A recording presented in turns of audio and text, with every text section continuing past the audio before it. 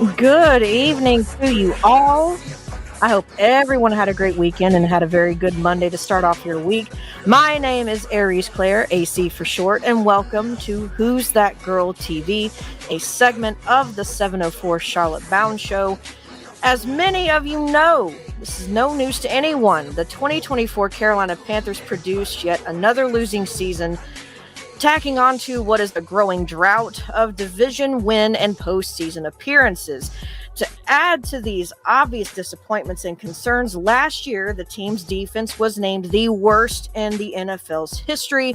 This, of course, became the most highlighted or low-lighted topic of conversation around the NFL and sports media when talking about the Carolina Panthers. And while no one is going to argue that that is fact, is it the only truth, however, about why this team only amounted to 5 wins last year? Are there any factors being overlooked? Was the offense's latter season resurgence truly impactful, or was it just overly inflated because the defense was so bad? We will get into all of it. Twan, Nick, Edge, if you're ready, without any further ado, let's unbuckle our seatbelts, go Mach 5 down the highway, slam on the brakes, and bust through the windshield into this thorough look back into the Carolina Panthers 2024 season. How are we doing? How are we doing? Okay. I'm trying to put my seatbelt back on. I don't Hey, want bro, to dope intro. That was a dope intro. You're trying to put your seatbelt back on. Hold on. You might want to keep it off. You might be jumping ship. No, I'm kidding. I'm kidding. How is everybody, though? Twan, how was your Monday? Nick, how was your Monday? It was Monday. It was Monday. I feel that. This has actually been one of the most calm Mondays I've had in a while. It's a good day for me, man. It's a good day for you. I'm learning to appreciate every day, man, that I wake up and I'm breathing. So yeah, it's always a good day, but it was Monday. Very true. Very true. Shout out to, pardon me. It looks like maybe Relax and Talk Sports and Panther Pickle were in here a little bit earlier today before the show started, but they were in here. Shout out to JP. Never change the title. You're going to have to, Twan. That's all Twan. That is all Twan as far as the title. And then Nick's in here stressed out. Okay. That's from the song, man. I know. I know. I heard it. But last cheesy project wasn't so bad. And then Nick again. Yes, JP. AC for short, because fuck saying her whole damn name. Okay, JP. Oh my goodness. Well, I'm glad everybody had a good Monday. I hope everybody had a good weekend. Weekend was also kind of calm. Wasn't a very eventful weekend, although I'm not too mad at that myself. I know preseason's over. Yep. Everybody's looking forward to 2025. Huh? The nonsense is over with. Let's go to the real thing. Well, before we go to the real thing, I'm glad that we're gonna stop bashing. I'm sure Nick feel that we're gonna stop bashing each other's heads and ready to kill each other in civil war over some preseason. Well, let's just wait to kill each other. Yeah, let's kill each other over some games that count. Okay. Before we jump into the future, because it's coming in like another 2 weeks, we're going to be there. It's going to be the first game for us. Let's take one last look down what I'm going to just call it a stroll down amnesia lane, because I would love to forget a lot about what happened this past season. It's not 2 weeks. It's in a week, right? No, if you count, okay, so if you finish out this week, okay, you're right. Yeah, if you finish out this week and then after Labor Day week, it'll be the first game is what? Thursday? Is it Is it a Thursday game? Thursday game. So a little Thursday over and Friday. Thursday and Friday. Thursday night? Oh, I didn't even Thursday know. And they always start out on Thursday night. Yeah. Yeah, they just haven't always done like a Friday night. They've been doing that more recently, but I think that's a lot to attest to the fact that they've added an extra game for the last 2 years? Or not 2 years, but several years. They added a game, and then it was 16. Now it's 17. Yeah, it's in the The game, instead of it starting off in Brazil this year, the second game is in Brazil. Oh, the Friday. Is it the Friday game is what you're saying then? Friday, Is it Brazil? Friday Okay. game is in Brazil. Yeah, that is the Chargers and Chiefs, I think. Yep. I could be wrong. Chargers and Chiefs. Yeah. Oh, matter of fact, it's two division games, ain't it? The first two games. Yeah. Yep, they are. It's two divisional round games for their Eagles respective divisions. Eagles and Cowboys and Chargers and Kansas City. Yeah, that's cool. Yep. So great way to start off the season. I know a lot of people are excited to see some football, even though we're not playing on Thursday and Friday. I know a lot of Panthers fans will be watching just because football is back. So football is back. So before we, like I said, move into the future, which I know a lot of us would love to leave a lot of this, a lot of what happened last year, quite literally in the dust. We're going to take one more look back at it. Mostly because I know, and let me go ahead and preface this. I am not arguing the fact that our defense was, I'm not arguing against the fact that our defense was the worst in NFL history in a lot of categories. So this is not me saying that, screw the defense, they were fine, it was the offense. That's not what this argument's about. This argument is mostly about really drawing some attention to things that I don't think are being talked about enough when it comes to also why this team was so bad. The defense, we already know, is historically bad. But I think there's a lot of things that people either don't look into, and it could be because the defense was just so bad, it, kind of overshadows some other aspects. But the offense, you got some cash outs. Oh, we do. Oh, sorry. Super chats. Okay. Well, same. Well, they're not the same thing. I shouldn't say that. They're not the same thing. But JP, I read yours kind of really quickly earlier, but yeah, let me get this shit started. And then JP again, if I don't see a top 10 offense this year, I'm going to be very violent. Save your TV. JP, save the TV. It's not worth it. JP about to lose the TV. Don't. We don't need to be buying any more TVs. Nobody break your TV. Don't break your hands. Try to break your TV. It's not worth it. So we're just gonna. I kind of want to just start this out with going over. I guess you could call it the obvious. A lot of the stuff that we already know. We can start out definitely talking about the defense. Twan, I do have. I think like a 20. It was the 2024. Total defense. Just a rough breakdown image, if you want to reference that, to have up on the screen as we talk. Get ready for Violent King JP. I don't think we have a top 10 offense. Oh, goodness. So on the screen, you have it up. A lot of this stuff, a lot of people already know. So snap count wise, this is the only one I feel like maybe people don't know necessarily, or maybe you did know and just, attributed it to the most obvious thing. We were the worst defense. But as far as snap counts go, so most in the NFL, our defense was on the field for 1,218 snaps. That did lead the NFL to average time of possession that was allowed, ranked us at 28th, first downs allowed 32nd, conversion percentage for third downs 32nd, forced punts 31. So and the list goes on. As you see, as we get down to the bottom, where it's ranked 32. So this is stuff we already know. Something that I also, and we'll talk very briefly about this. It cost only $80. Yeah, what cost only $80? TV. Your TV?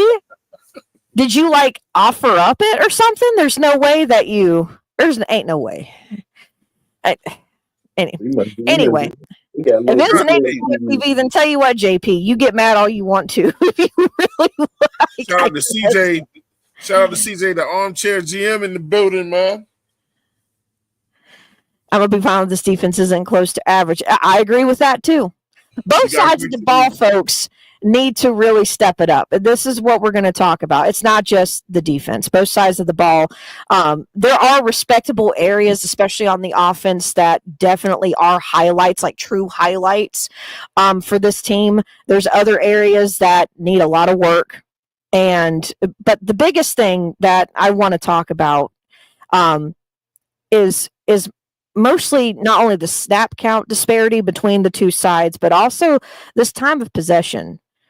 So what I'm looking at here, and we'll look at the offense in a minute as well. They've got the same exact detailed stat lines out. They'll just have different rankings.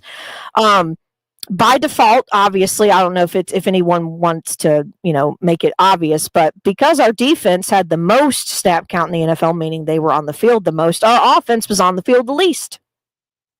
They had 1,000, I think it was 1,034. They tied for fewest in the NFL. The only team that tied with them was the Jacksonville Jaguars. Time of possession. So repeat that first sentence again, because I don't think people. I think I want that to grab people, because I don't think a lot of people know that. What? Oh, the fact that our defense was on the field the most and our offense was on the field the least. Exactly. Yes. Now there are reasons for this, and it's not, and everyone can say, well, it's because our defense did not do very well. Our defense did not disrupt. They did not disrupt possessions by the opponent. That's very true. They did not disrupt. You can tell. Look at the 32s and the 31s and the late 20s. It's obvious. But the other thing that needs to be looked at, and Twan, if you want to go ahead, like I said, I only wanted to touch on this because this is shit we already know. Sorry, I don't know if the cussing thing has gone away, but this is shit we already know. If you go to the Panthers offense 2024 stat overview, snap count 1,034, tied for fewest in the NFL. We tied with the Jacksonville Jaguars.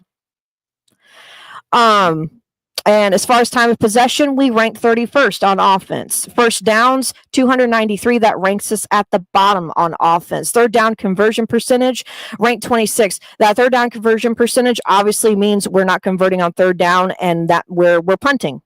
Which brings us to the next thing down here. We average 4.4 punts a game, which 73 total punts. That tied for 7th most. So we're punting 73 total punt. Damn. That means we're punting a ton. Points per game, we average 20.1, ranked 23. It's not the greatest, but it's not the worst. But we're still in that bottom section. It's not like bottom 5 or anything. Think about this though, player. Those last few games got it to 20. Yeah. I was going to say that is extremely true. So, and that is true. No, it is true. If you go on to I've used so many different things to try to pull all this information together to try to give you guys a look into what I'm going to talk about. But teamrankings.com, Pro Football Reference, Over the Cap even has some stuff on there. You name it. And if you've got PFF access, then you've got some of the more, I guess you could say, not organic stats, but just there are things on PFF and StatMuse and things that if you've got accounts in those, you can take a deeper dive than what I did. I don't have access to all those to their entirety. But yes, Nick is 1,000% correct. You can actually go look and it'll even say the last 3 games. There was a wide margin difference in the last 3 games as far as points versus the remaining other games. So that is 100% true. If that doesn't happen, we're pretty much ranked at about probably somewhere in that bottom 5 category. Yeah. And then red zone touchdowns per game, 1.8. That tied for 17th. I threw that one in there. Essentially, what it means is, we're somewhere around middle of the pack where once we get in the red zone, we're scoring a touchdown. Again, not bad at all. That's not bad either. What you'll find though is what's interesting, and we'll talk about this too, with our offense. When we get into the red zone, we actually have a fairly high red zone touchdown percentage. It's a 62% from 2024, which is ranked 8th. But what's crazy, that's what I was about to say, Nick, but what's crazy is we don't make it there very often at all. That's the problem. We don't make it there. We don't. On average, most of the time, from what I read, it was very hard to find official numbers on this, but on average, we struggled to even make it just past the 50-yard line in most cases. It's not all cases, but in most cases, we did a lot of punting, as you can see. We're top 10 in punting, how many times we're punting, we're not converting. We're ranked in the bottom for that. We're not getting first downs. This offense struggled to sustain drives at any capacity. There are highlights that I will talk about on this team. A lot of it deals with the offensive line. They have a lot to do with why our run game, while We'll talk about the run game briefly too. While it was highlighted, our passing game is what struggled the most. And this is not, let me also say this, because I don't want this to turn to a Bryce Young conversation, because I already know where that's going to go. This is overall. You got to remember, this is also including anytime Andy Dalton was also in the games. It's not just a Bryce Young stat. Any of the passing stats you see are not just Bryce Young stats. They're going to be everything. Go ahead, Ton. Yeah, I'm starting to lose my voice already. This ain't fair. Get my damn throat right. Pause. Hey, look. Flame for Jesus. Shout out to Flame for Jesus. Always showing love to the 704 Charlotte Bound Show. He said, I'm looking for a little step up. We are too. Maybe around 25. We are too. We made a lateral move in the linebacker room. Yeah. All right, so we needed more there. The linebackers help stop the run in this defense. Absolutely accurate on that. JP with the $5 super chat says 73 punts in just 17 games. Damn punter got his cardio in. He definitely earned his check. I was thinking the same thing, JP. He definitely earned all his money. He said I wasn't sitting on the bench watching the whole game. Flame for Jesus with the $5 super chat as well. He said our ranking for throwing percentage against a zone defense was 33 out of 34 qualified QBs. AR-15 was the only one below Bryce. I was about to say, I didn't do a breakdown of what type of coverage we were throwing in. So if you're expecting that, I don't have any way to go that deep. Don't say pause. Well, you don't have to say pause. I was waiting for you to say pause. I was about to say. It's just smiles up. This motherfuckers in the chat saying, hell yeah. Go ahead, go. No, you're good. Make sure you guys go sub up too, man, with my man CJ. Yeah. All hail the chair. Yeah, bro. All hail the chair.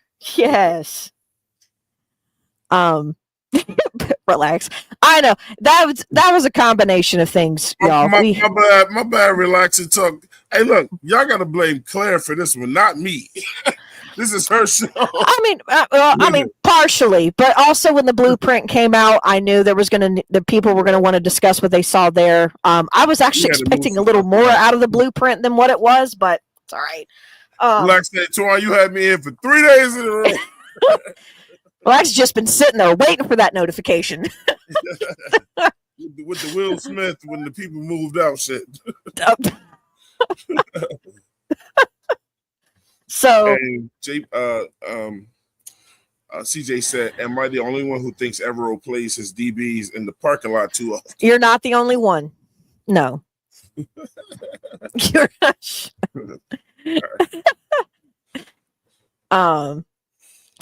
But I was going to say, JP does bring up another point. And in a lot of zone schemes, you are going to see guys anywhere from 7 to 10 yards off the ball. And depending on if it's like cover 2, cover 3, they might be 3 to 5, yards off. I haven't done a deep enough dive into Evero's, scheme and his play calling and really looking. I have recently, mostly because of this conversation we're having right now.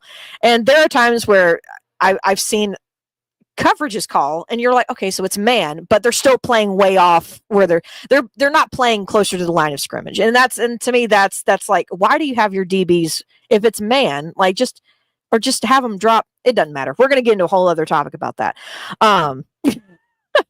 But anyway, so something that, I also want to bring up, and this is, we're going to kind of break it down a little further, as we go along.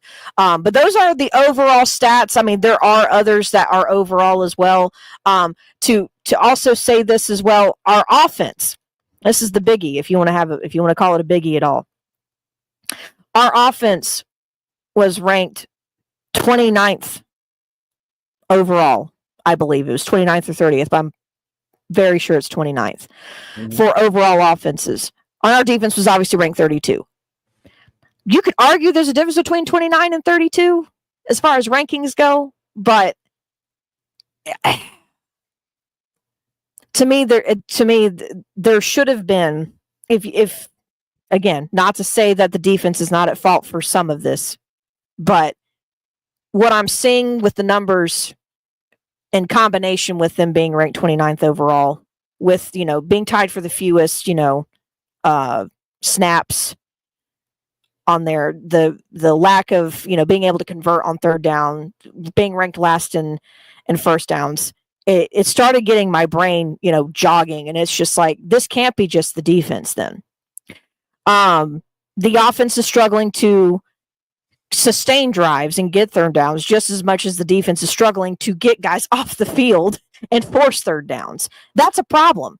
That is a major imbalance across the board. So yeah, we had a bad defense, but we also we can't even say we had a good offense. You can make the argument, if you want to cherry pick and say those last 3 games, fine, whatever, I'll give it to you. But overall, which is what this is about, we didn't have a good offense.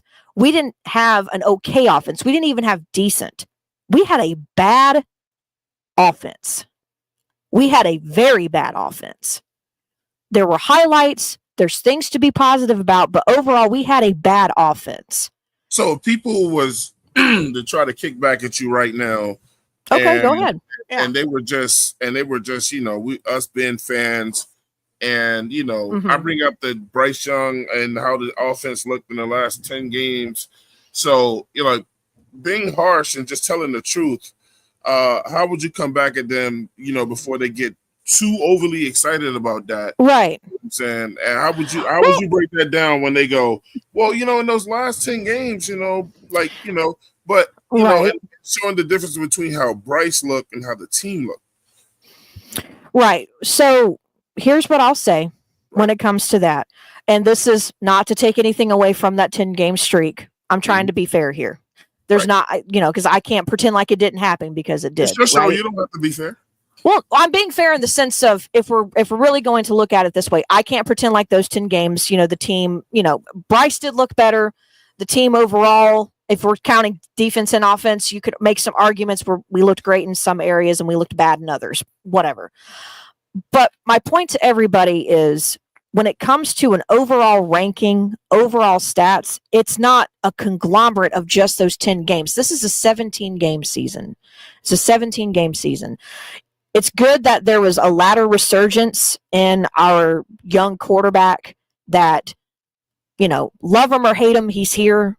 It was good to see him come back and show some kind of growth or some kind of maturation going into the, once he got, I guess you could say, he reclaimed the starting job. But at the same time, unless you really want to deep dive yourself, I just did it as overall. But if anyone wants to deep dive into just what those 10 games looked like by comparison of the other, math here, 7, you can do that. But overall, the bottom line is overall, the offense did not play like a completely competent offense, not throughout the entirety of a 17-game season at all.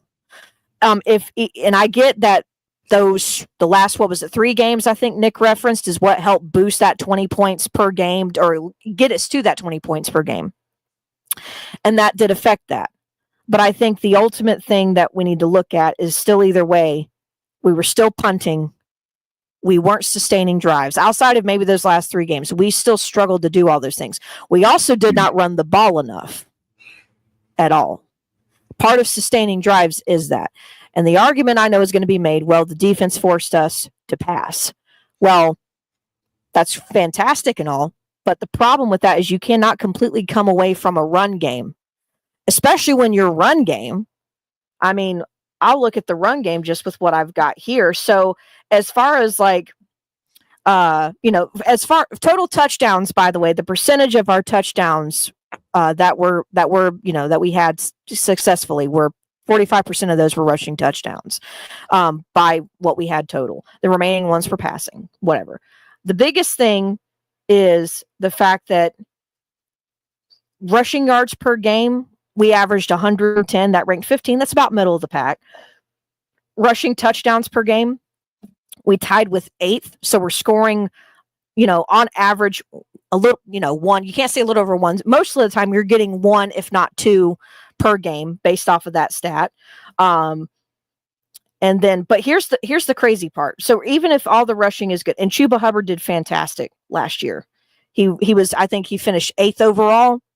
So the run game, we had a good run game. We had a great running back one. The biggest thing is rushing attempts was 24.1. That ranked 27th. We weren't running the ball a lot. We weren't running the ball a lot at all. I was going to say there's an offensive line and rushing one that's got like a little condensed card of all of it. Our O-line. You mean we weren't running the ball like Canales said we were going to be doing? Correct. That is also a problem. Coaching does play a part in this too. So, and rushing yard percentage, 37%, that ranked 11th. So there's a lot of good things to see about the run game other than we just did not do it enough. And that is a key part in being able to help sustain your drives. Another thing, offensive line as well. They finished the year ranked 11th overall. They ranked 6th when it came to total sacks, which was 36. They ranked 6th, so very high. That's a good thing. And then also they ranked 11th in the actual sack percentage itself, so 6%. I can't remember. I'm trying to find it now because I think I had their pressure rate overall too, and that was also ranked fairly high. So our O-line is doing its job regardless. Our run game, if it's utilized, it can actually, it can do wonders. And like I said, I know the argument's going to be made. Yeah, well, the defense was, they weren't getting 3 and outs. We were playing behind all the time.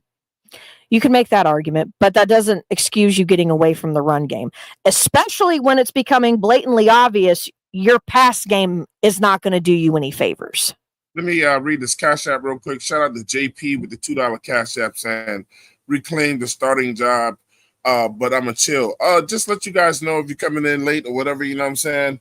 This is the 704 Charlotte Brown Show, but this particular show, man, is Who's That Girl TV featuring Claire Aries. You know what I'm saying? This is the second show. Hopefully we're going to get her to do more of these shows this year. The people want to hear from her. We also got Nick of Time TV. Yeah, Nick has his own show, and the word Edgewise with Edge, you know what I'm saying? And we're going to be doing a lot more individual shows this year, but we'll all be here to support each other. And look, man, make sure y'all give it up to Claire today, man, out here giving us this great content. You know what I'm saying? She's the beast. So I'm going to get out of her way and let it continue. But also shout out to Flame for Jesus for the $10 super chat. You know what I'm saying? He said, we were ranked 29th in rushing and 29th in passing. We ran 41% of the time. I don't know. No, 41 seems high, but if you say so, that's true. That's the percentage. Yeah, okay. Just think that I'm not questioning him. I'm just saying that whoever that stat, it just seems high. I don't off the dome. I don't feel like we ran. But well, Twan. To be fair, the opposite of that is because that is 41%. Look at how much of the remaining percentage is obviously going to be left as passing. Right. Which is a lot. And the passing did not get us very far, by the way. Which is what we discussed today, which Claire's going through. He says, just think that it might get worse. Well, we hope not. He said, we got to Tet, and they will force it to Tet. I do think they will get to that point. But maybe just do that they're doing that. Maybe we're doing something good. Which made me more true. I'm doing my show right now.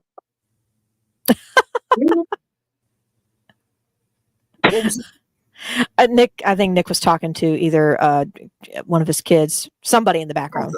Okay. So again, while Flame is correct, either way, in the red zone, we actually did score a decent amount. We did have a 62% red zone percentage, 45% of it coming from the run game. So, all right. So the thing that I want to talk about the most, because I think a lot of us knew, we knew about Chuba.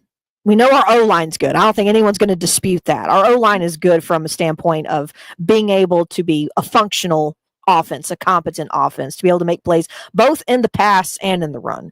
So as far as this next part, we're going to go into passing. Passing yards per game. We averaged 187.5. That ranked 29th. Passing attempts per game, 32. That ranked 19th. There you go. Average completions per game, 20.1. That ranked 23. Average QB completion percentage, 62.3%. That ranked 28th. Average yards per attempt, 6.2. This is passing, 30th. Average yards per completion, 9.3, which ranked 26. So not even a first down for average completion.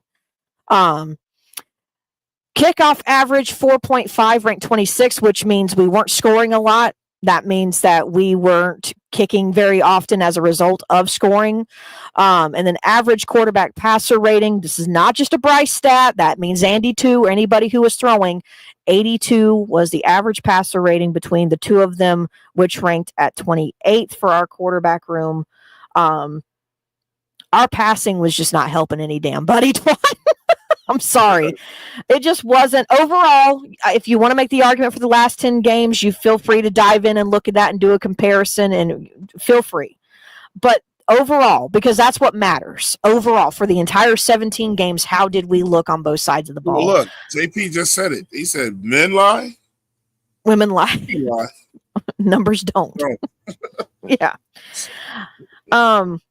So an average passing touchdowns per game, 1.3. That ranked 19th in one area, and then on another site we tied for 17th. So I guess it depends on how they lay it out. But either way, kind of in that back half of the middle of the pack, if you will.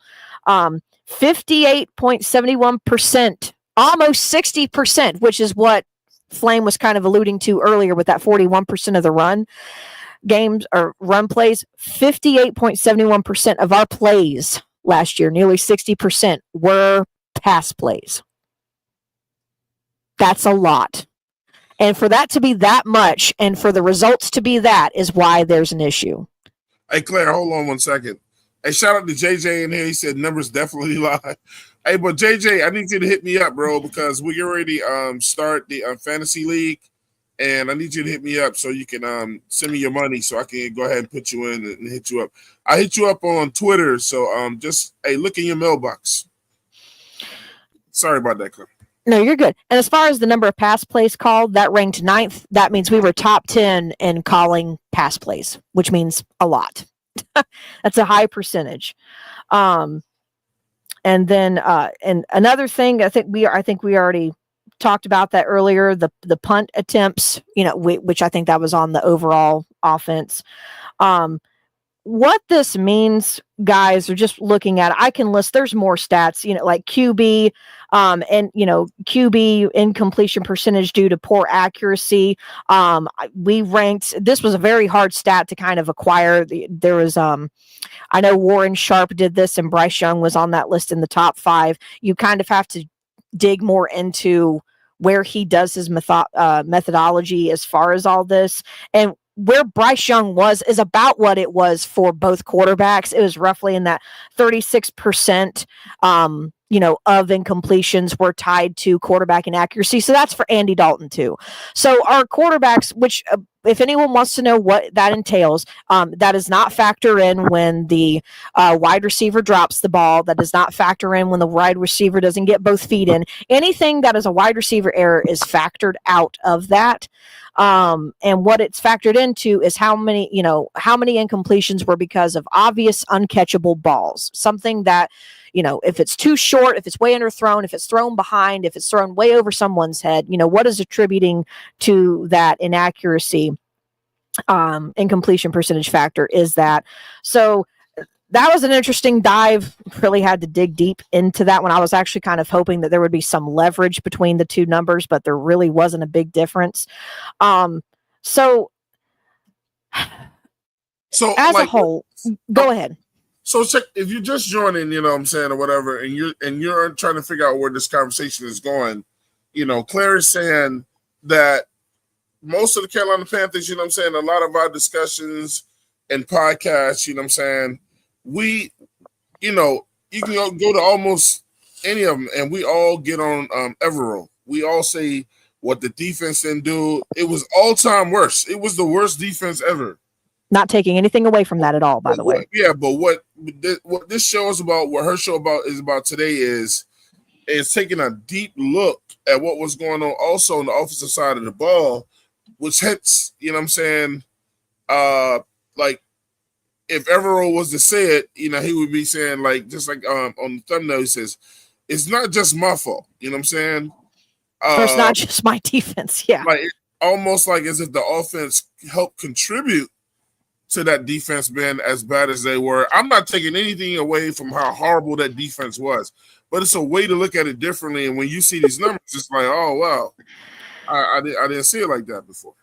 I was going to say Stephen Bailey took away. I was going to lead into that too, which I didn't get to create a slide for because I ran out of time, but penalties.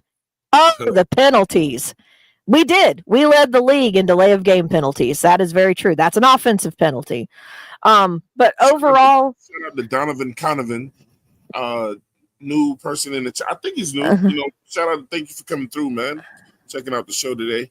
And Stephen Bailey, what he said, we led the league in delay of game penalties. Icky.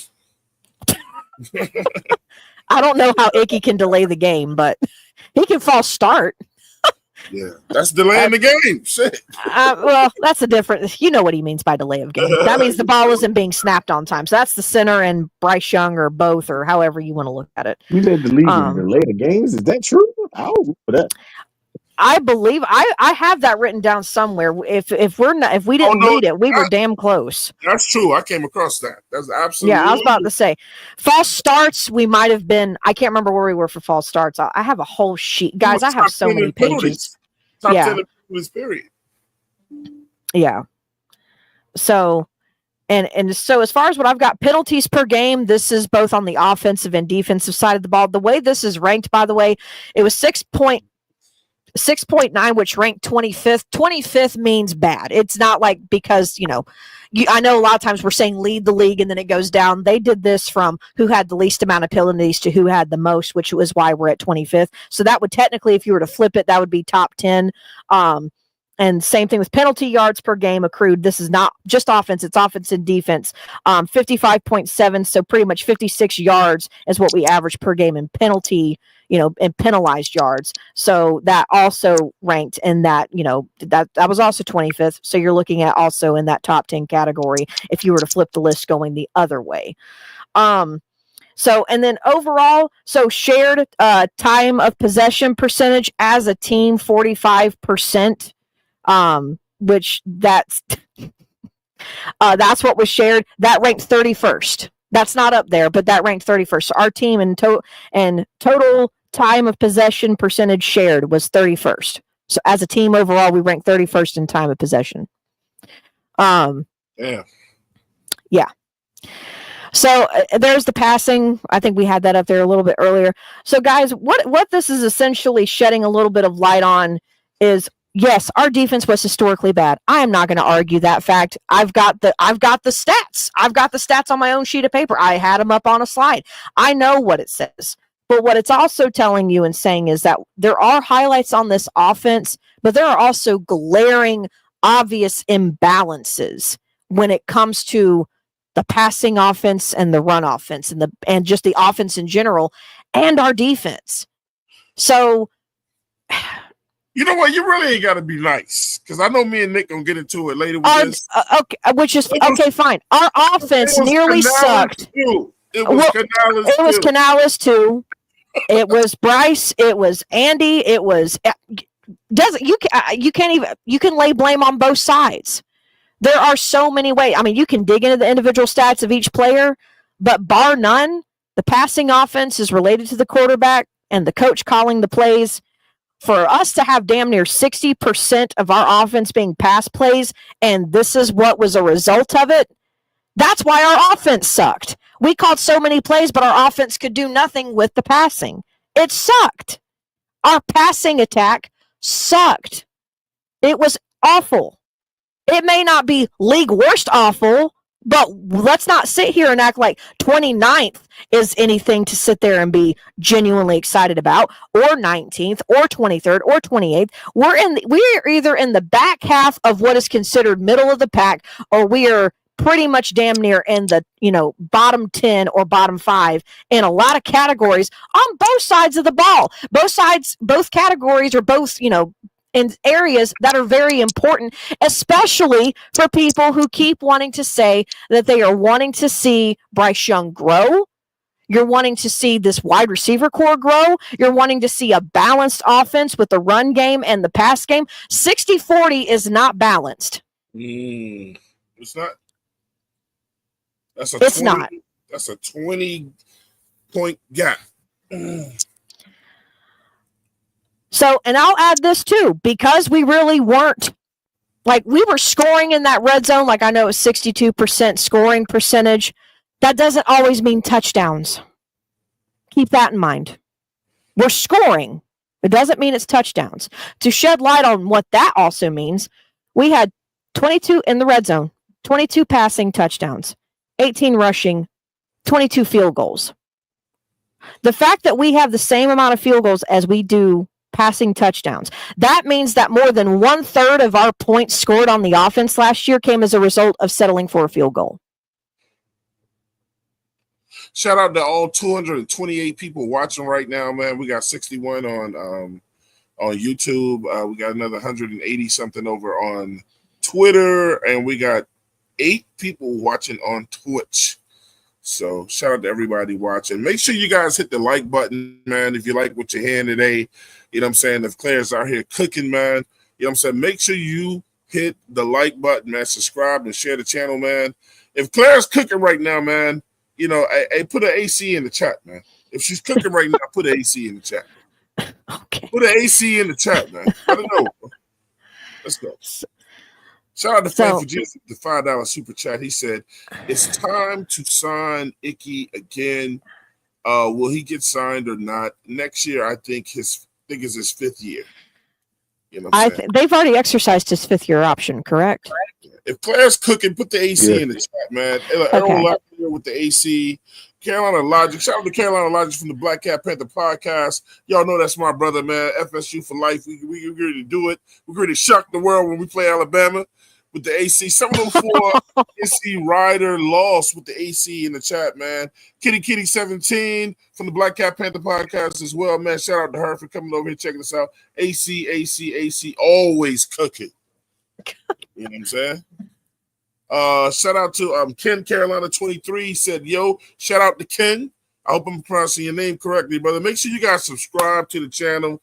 Hit the like button if you like what you're hearing, man. Supernova more in the building, my brother. Donovan, we would have won 3 more if the defense could have made some stops." And Stephen Bailey finally, he said 23rd in points scored, 32nd in points given up. 2024 was about the pitiful defense in the NFC South. Middle, he said the middle could be compatible, but if you've been listening to this show, it was not just about this defense. I mean, in 23rd, that's not mid. That's not even middle. Nah. If you are in that bottom 10 in any capacity, mid is 16. Mid is somewhere where there's a teen. I'll give you maybe up to 19th, perhaps. But anything at 20 or lower, you're starting to creep into that early section of the bottom half. And anything 29, 25 and after, just call it. And shout out to Flame for Jesus. He said Aries Claire cooks when she speaks. I got the recipe. No, I'm kidding. Hey, look, man. Hey, let her know, man. Let her know y'all want to get more shows from her. You know what I'm saying? More. Let her know in the chat y'all want more shows from her. So I've been over here battling her, bro. You know what I'm saying? But hey, look, let's get it. Super from worse. It called me thug life. Love you. I appreciate it. I love you all, and I love the fact that every time I say something, Super Nevermore calls me thug life. Every time. Oh goodness. So I mean, there's a lot more I could say, Twan. We can start having conversations. I mean, there's explanations for a lot of things. Let me let the people in then. There ain't no explanation, Claire. It's just ain't no explanation. You got to be balanced. Well, right. But that's my point. It goes hand in hand. So at the end of the day, if the offense is bad, the defense kind of has to. If they're not great, they end up looking worse than what they actually are. That's true. And that could probably be said about the beginning of the season, but these aren't based on just the beginning of the season, though, Nick. No, that's what I'm saying. What I'm saying is that the defense struggles at the beginning of the season could have been based off of what the offense looked like. The offense looked really, really bad at the beginning of the season. I see what you're saying. I got you. So I see what you're saying. This is true. There's nothing to really argue about with this. I mean, Juan's gonna try to argue me about some bullshit, but I'm not even stupid to his level. I'm gonna argue with you about today.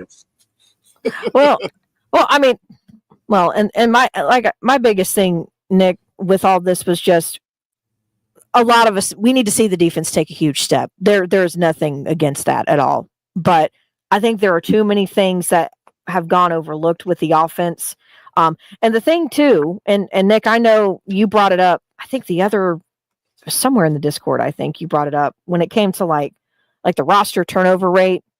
Yes, it's 40%. What if I told you if our over turnover rate was only 28%? Oh, this year, yeah. I was just talking about the average. Oh, even yearly the average. Yearly average. That's all I was saying. Fair.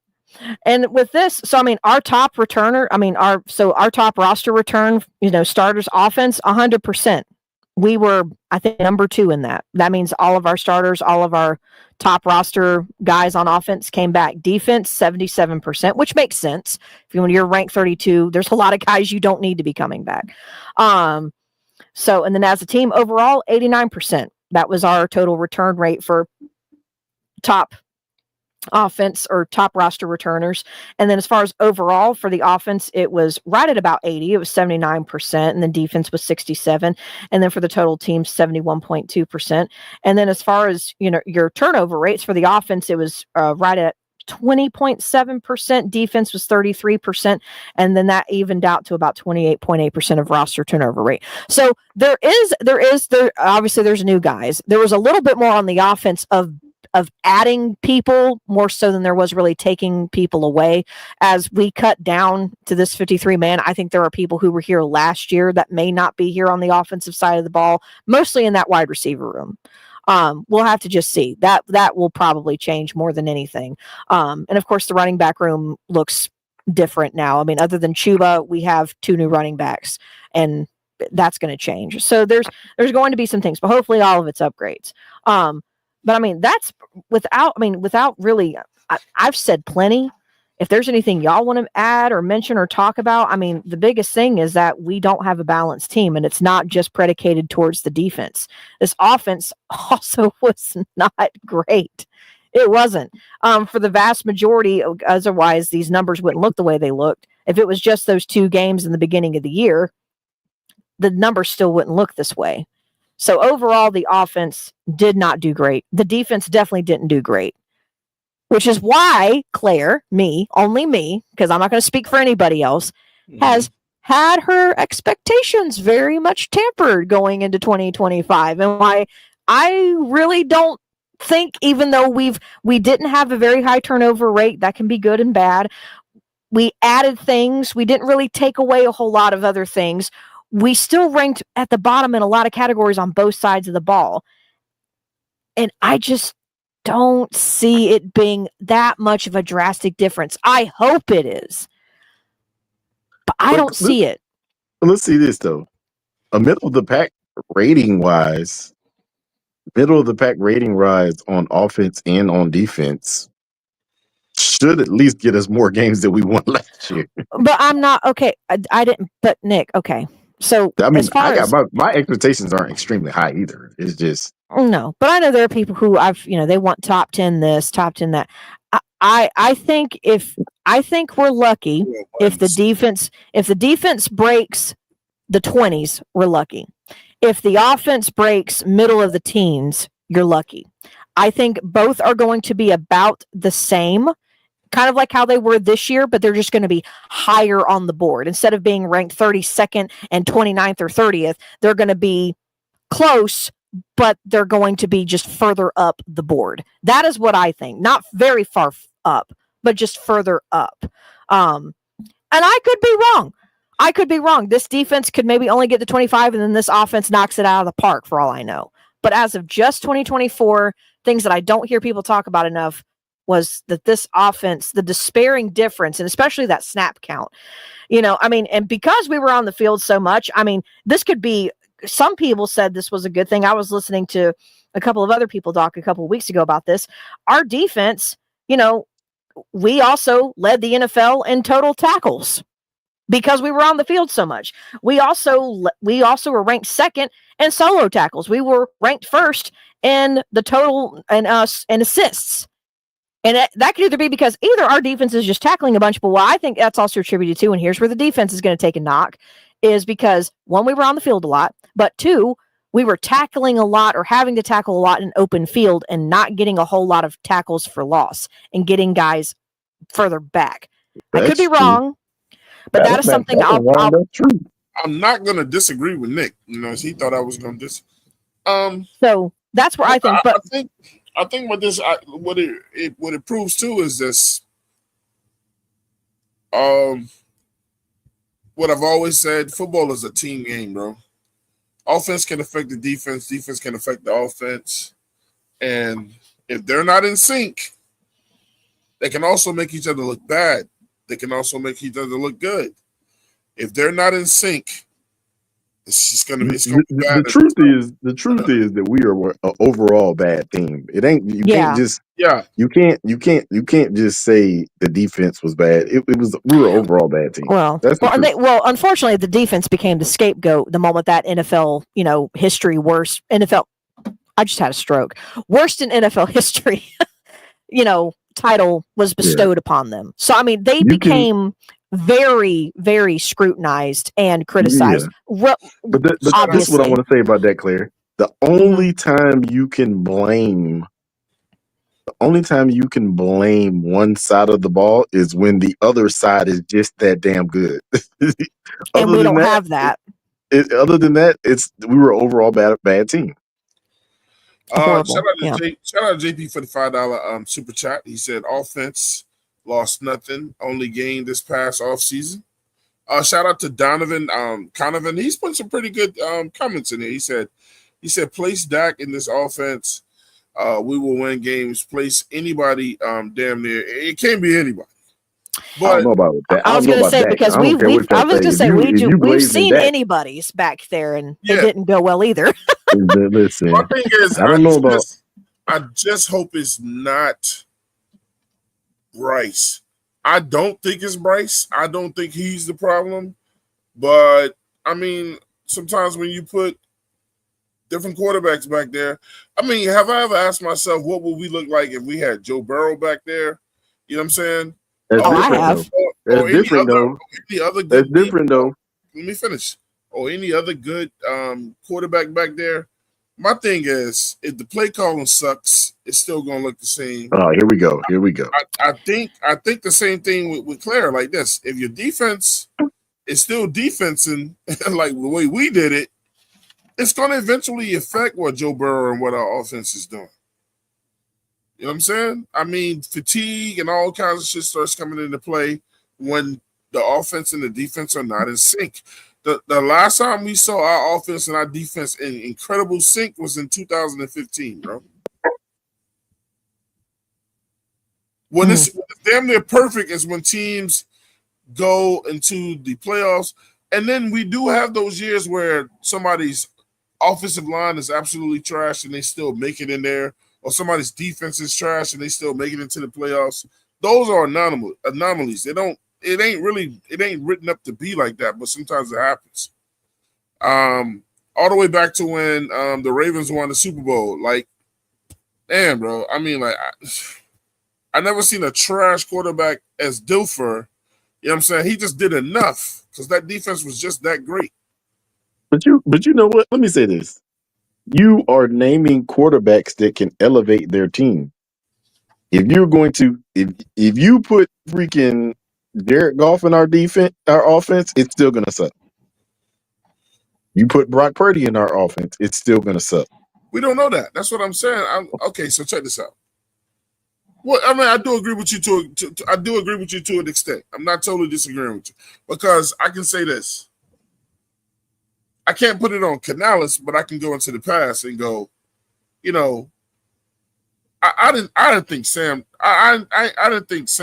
Darnold was ever gonna be shit. I thought he was gonna be just garbage truck juice. So when we saw him over there in Minnesota, we was like, who in the hell is this? Coaching matters. His twin brother. Matter. Yeah. Coaching matters, schemes matter, the team. You gotta wait. You gotta do that shit again. You gotta do that shit again. I'm sorry. I do agree with Nick too. He does need to do it again. I'm sorry. He had one of the best wide receivers in the NFL. He could just throw the ball damn up at that motherfucker and he would catch it. But if he does it in Seattle, then we'll know. We'll be like, then then I'll give him his respect. But until he does it the second time, like I didn't give freaking Baker his respect until this year. But see, we're talking about quarterbacks that didn't do well here, and then they went off to go be great somewhere else. It was Imagine that. It was us. It was us. Because guess what? We're continuing to suck while these other guys are going somewhere to be good and their teams are winning. It was us. Can I address JP? Hold on 1 second. Shout out to Carl Van in the chat as well. He said 8 drops from XL cost us several games. It did. You got. Oh my gosh! Can y'all please stop acting like 8 drops is? He didn't even lead the league in drops. Stop that, Nick. It was 8 drops. It happened. All these things are factors. You can't overlook them. They are. That was a factor. It was a fact. Just like when Bryce sucked in his first year, he had one of the worst lines in front of him. But I only talk about what he did. He had one of the worst coaches. He had one of the worst coaches. Exactly. Calling the plays too. So you feel me? That was a factor. The only thing about the drops for me, I mean, as a whole, our wide receiver group, or we'll just say offense, because it could be wide receiver, it could be a tight end, it could be a running back. We 24 dropped passes is what we had last year. Now, to put that into perspective, only 6 teams had 20 drops or fewer. The most was by the Cleveland Browns. They had 48. Mm-hmm. So, I mean, our drops weren't insanely bad. We were literally, I think it was, well, let me go back. I think we were like 15th. That's a problem. That's what I'm trying to tell Nick, bro. That's a fucking problem. That's a major problem. And crucial drops. Okay, here's my thing with crucial drops. I will say that there's probably at least three of those 8 were crucial. We can't treat it like all 8 of those drops were crucial drops. I don't even know what the hell a crucial drop. But what did he say? Game on the line? I guess game on the line. Or to me, the biggest one was just the one that was the obvious one that everyone will not ever shut up about, and will never let him live it down, is the touchdown one. But outside of that, I can't even think of the other one other than the one where he didn't even get to catch it because the DB literally like grabbed it from him underneath his own hands. He didn't even touch the ball in that one. I don't even know if that's counted as a drop. I think that's counted as an interception. But I mean, I can't even think of the other. Like other than that one, I don't even know. You couldn't even ask me, Claire, what game did the other 7 drops occur in? I have no fucking clue. Nobody I don't know. He dropped a couple. He dropped a couple first downs, but he ain't the only one. No. All right. Shout out to Flame for Jesus with the $5 super chat. Thank you for showing the love, brother. He said, I think 5 to 7 wins. I think Bryce is gone. Yeah. He said maybe Canales is going with him. The best. I'm telling you, if y'all want to be the Cleveland Browns, let's keep changing coaches. Let me finish, bro. He said the best thing that could happen is Dan Morgan be gone. Ouch. I mean, this is the most consistent of putting a team together that we've seen ever in He Carolina said, Panthers I history. want everything going now. Yeah, he wants to be the Cleveland Browns. I didn't look. The whole point of this was not to say that we should just burn it down. That's not what this point that's what was. people think, man. You have to build consistency in a team to be a winning organization. You keep changing coaches, you are going to suck. And I agree with you, but the execution has to be consistent either, because we regress. We need to get these penalties. We need to get these penalties taken care of. That's true. Execution has to be together. Because I hate to say it, because we regress. Y'all think, oh, Frank Reich and Bryce Young, believe it or not, it almost looked better his rookie year by the numbers than it. I know it sounds crazy to say. Well, no. You go back and look at 2023. Yeah, and then compare the two. Coaches, you talking about his numbers? Totally. No. Just in general, Nick. Just go back. You'll have to go back and look. But anyway, continue, Twan. Nick said, if you keep right on switching coaches, you'll be the Browns. If you keep bringing bum ass coaches in, we're gonna be the Browns. You'll never be able to get a good coach if you keep switching out coaches every year.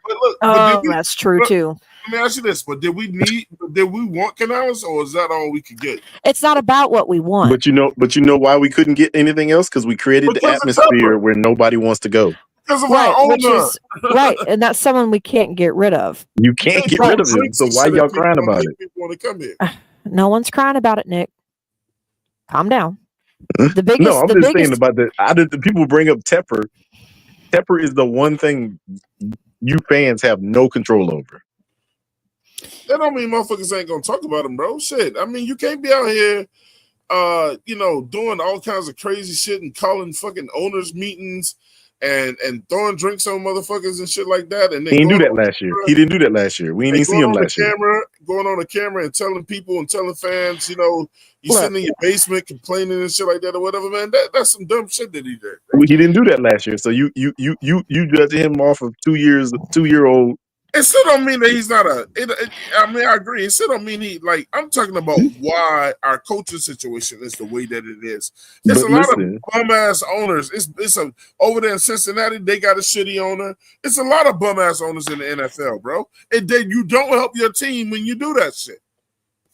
But I'm telling you right now, if we keep changing coaches, nothing's going to change. So you said hold on to a bad coach. Look at the best teams in the NFL. Look at the best teams in the NFL. That's because all they do is go into the draft and just reload, bro. That's not what I'm saying. Look at their coaching staff. Look at the best teams in the NFL have consistency in their leadership. Correct. We don't. Y'all are both saying the same thing without saying the same thing. We don't. So what I'm trying to that's what I'm saying. What's special about our coaching staff right now? Since you had on right now on defending them. What is special about our coaching staff? Please, why you are judging off of preseason, and I'm not going to argue with you about this. I'm talking about since they've been here. Since they've been here, I mean, this is the first time I've seen anywhere it looks like we're trying to build a culture. I don't even know what that culture is yet. What do you think they're building? Well, that's the problem, Twan. That's how far below in the foundation scale of things we are still. Yeah. That's what I'm saying. Right, but you can't. To Nick's point, and I think not to speak for Nick and assuming that this is what he means. What he's saying is that because of where we are in that aspect, by removing a coach, especially a head coach, because that will then wipe out everybody underneath him, ideally, or, usually that's how it goes, that you essentially are now hitting the reset button on any form of foundational culture building that there could be, rather it's visible to any of us or not. So I could be wrong, Nick. If I'm wrong, say I'm wrong. But I think ripping Canales out of here after, if it does go bad this year, or if it gets better, but it's not that much better. I don't think that's the answer either.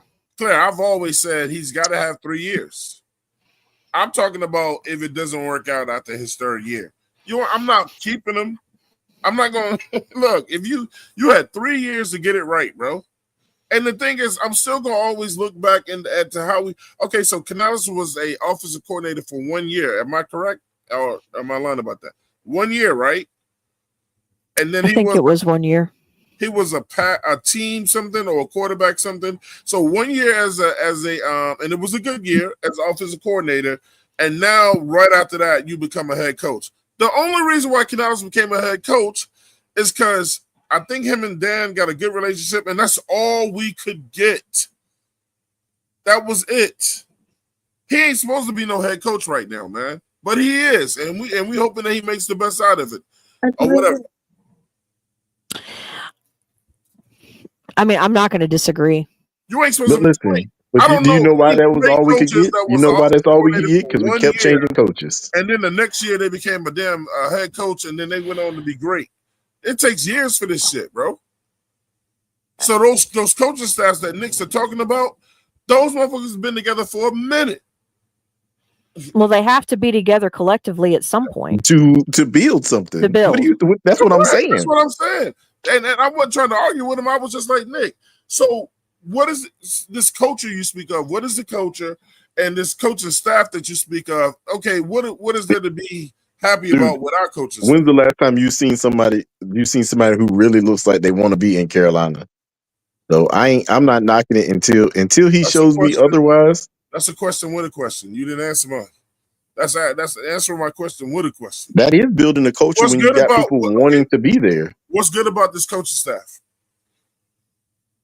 Juan, what's bad about the coaching staff? Nah, man. Don't do that. you over here, you got all those like nothing's going to be. He's a young head coach. He's gonna take his I have never but given y'all just want to do y'all want success from the get-go. And what is the league average in passing? Nick, what do you mean the league average in passing? Who doesn't want success from the get-go? I'm trying to just so I know. What do you mean the league average in passing? The league average of the not every team is balanced. Yes, the teams who have been winning consistently are balanced teams. That's true. But not every team is balanced. This is a passing league. That's true. Well, okay, but Nick, I understand that.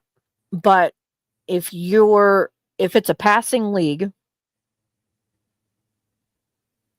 then are we just going to say that because it is and we're trying to move in that direction as a team, that everything I've read off to you, does that give you any kind of encouragement to be able to run with that moving forward and it still be that wide of a margin between the passing and the run game? It needs to get well. I don't mind 60-40, but obviously the passing has to get better. That's true. Well, that's my point. Is like if you're going to do it, then something has to get better. The passing has to get better. That's 100% true. But at the end of the day, I don't believe we are. Don't believe that we are. I believe that he is actually going to run the ball more. I just don't think that there's no point to show that in the preseason, because I'm a firm believer, because the numbers prove exactly what I've said about running backs. Any running back who touches the ball over 400 times in a single season gets hurt the very next year. So I'm okay with how many I think Chuba had 280 something touches. I'm okay with that number. We need to keep it there. I can't remember honestly how many he had off the top of my head. I think it was 280 something. I'm pretty sure it was close to 300, but I think that we need to keep it there. And I think that if we're going to run it more, then Rico needs to do the rest. Let me read this super chat. Go ahead. Flame for Jesus, man. Shout out to Flame for Jesus with the $5 super chat. He said, I want to keep Tillis. This was the best draft we had in a while, and it was a Tillis draft. I actually liked every player Oh pick, my man. God! Wow, But Flame. Tillis can't go nowhere. I do agree with that part. Tillis is the best thing about our front office. A lot of people saying Dan I trust. You know what I'm saying? I like Dan, but Tillis is the guy that I really love in that front office because I know that if we can really do some goofy shit, he's Oh not no. gonna let that shit go You talking down. about numbers wise? You talking about Yeah. numbers wise? But I, So, I I don't I don't agree that these picks were Tillis's picks. I'm sorry. Tillis is the numbers guy. Dan is actually the football guy. oh, he absolutely has something to do with those. They showed them talking with each other in the blueprint about. I mean, you got to have that Well, discussion with Tillis because he's gonna tell you how much people gonna cost per the talent. so I think in a way Yeah. though, definitely with what Nick is saying also, and to kind of like to go back to what Flame was saying, I think if somehow Dan Morgan is not here after this year and Brant Tillis is, I'm fairly certain that Brant Tillis is likely going to go To out be there the and next find CM. him and find right, but he's going to go out there and find somebody who's going to be a football mind with Yep. him. I don't see him just making all of those kinds of decisions on his own, not because he couldn't do it, but he is definitely more of the mathematical business aspect Yes. side of the building. Nothing wrong with that because my God, if you're good at your job and you can do that, then we need that too. But I really feel like he will partner with somebody who can bring Somebody in who's a the football football guy. aspect, a football, yeah, a football operations, essentially a football operations analyst, And you or don't not need to get analyst, rid but of managing. Dan. Is in the Dan. If Dan's going anywhere, Dan will be going to just be in the football operations. Dan's not going anywhere, dude. The reason because one, the only way to ward off Pepper is to put somebody who knows so much about football, and Dan knows more about football than anybody else in that building. Shout out to So Carolina Logic. He said it won't be much different this season. Bryce is who he is. We not gonna. He said we no, not gonna shock the world. Well, I mean, I don't have that attitude. You know what I'm saying? I mean, everybody entitled to what they want to I believe. mean, You know what I'm saying? I just cannot go into the season. I mean, look, we have these debates because uh content creation is great. I mean, it's fun, but I told look, we do this thing when we come together on this podcast, but at the end of the day, man, I'm going into the season with a positive mind. I'm not going in all like woe is me or whatever. So yeah, I mean, after the third, fourth game, and we ain't doing the right thing, my concern level will be at the top. You know what I'm mm-hmm. saying? But that's natural. You know what I'm saying? One thing I love about it is everybody gets to have an opinion. You know what I'm saying? So one of the things I'm trying to get out of and tell is telling people, oh man, you crazy for thinking that way. They got every right to feel that way. They do. You know what I'm saying? It's just that I hope we win, man. I really do. And I mean this in the most respectful way. I want to shut all the people down and have some fun and go out there when they like, we ain't gonna be shit this year. Because then what I feel is you're gonna have people that even if we're doing well, they're gonna make up an excuse. Well, the only reason why we won is because I don't give a fuck how we win. I don't care, Claire. I don't care. I don't care if we're doing deflated footballs out there, stealing signals. I don't care how we win at this point. Yeah, these mugs We don't will need care. a These mugs deflate gate thing. half of I these don't give mugs a over here damn will if it's care. it could be motherfucking Sean Payton gate and we out there chopping. Oh Nah, I God. ain't with that. I ain't with that. As long as we don't get caught. Nah, I still ain't with it regardless. Man, that shit is every game, man. He just got caught. Every team does. I just don't want nobody to go out there head hunting, man. Nah, I ain't with that. Every team does that. He just got caught. Every team does it. He just got caught. I'm head hunting every game that I play, bro. I want to fuck you up every game. It's guys on that defense every game. They want to injure you. It is what it is. It's football, man. They don't want to wrap you up and lay you down. They don't want to get back there with the quarterback and not fall on him with their full weight. They Listen, want to injure these the mugs over quarterback. here. Listen, some people be reaching though. I'm gonna read that next super chat from Flavor G. You gotta go ahead and read that. Hey, you gonna leave Flame alone, bro? Because People he be ever stop reaching. donating to this channel, I'm getting your ass out of here, bro. Damn. Really? Nah. Hey, look, bro, you can't be going after the money, man, bro.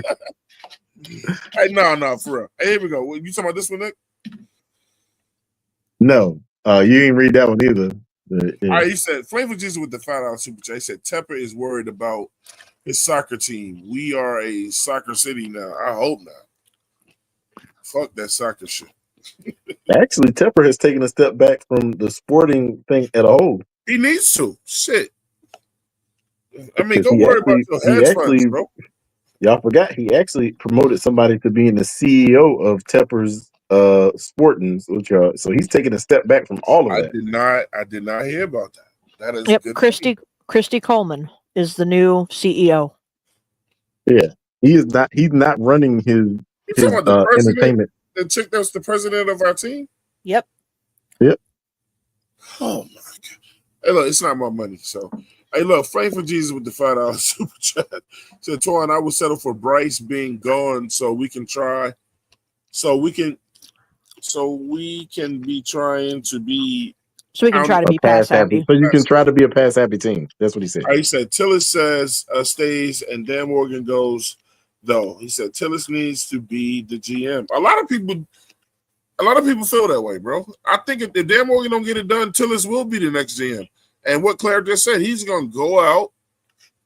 And because I think his name is bigger in the league than Dan Morgan's, man. No.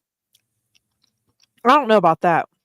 Dan Morgan being a former player definitely makes everybody knows who Tillis is, though, bro, because of the numbers. Because of the numbers. The dude won Executive of the Year like 4 or 5 times, bro, with the Chiefs. I'm not saying you're right. Give that shit out of the ESPYs, bro. Because of the numbers. Not because I'm still trying to figure out how the hell we got him. Because he wanted to be an assistant GM. He's an assistant GM. He wasn't an assistant GM in Kansas City.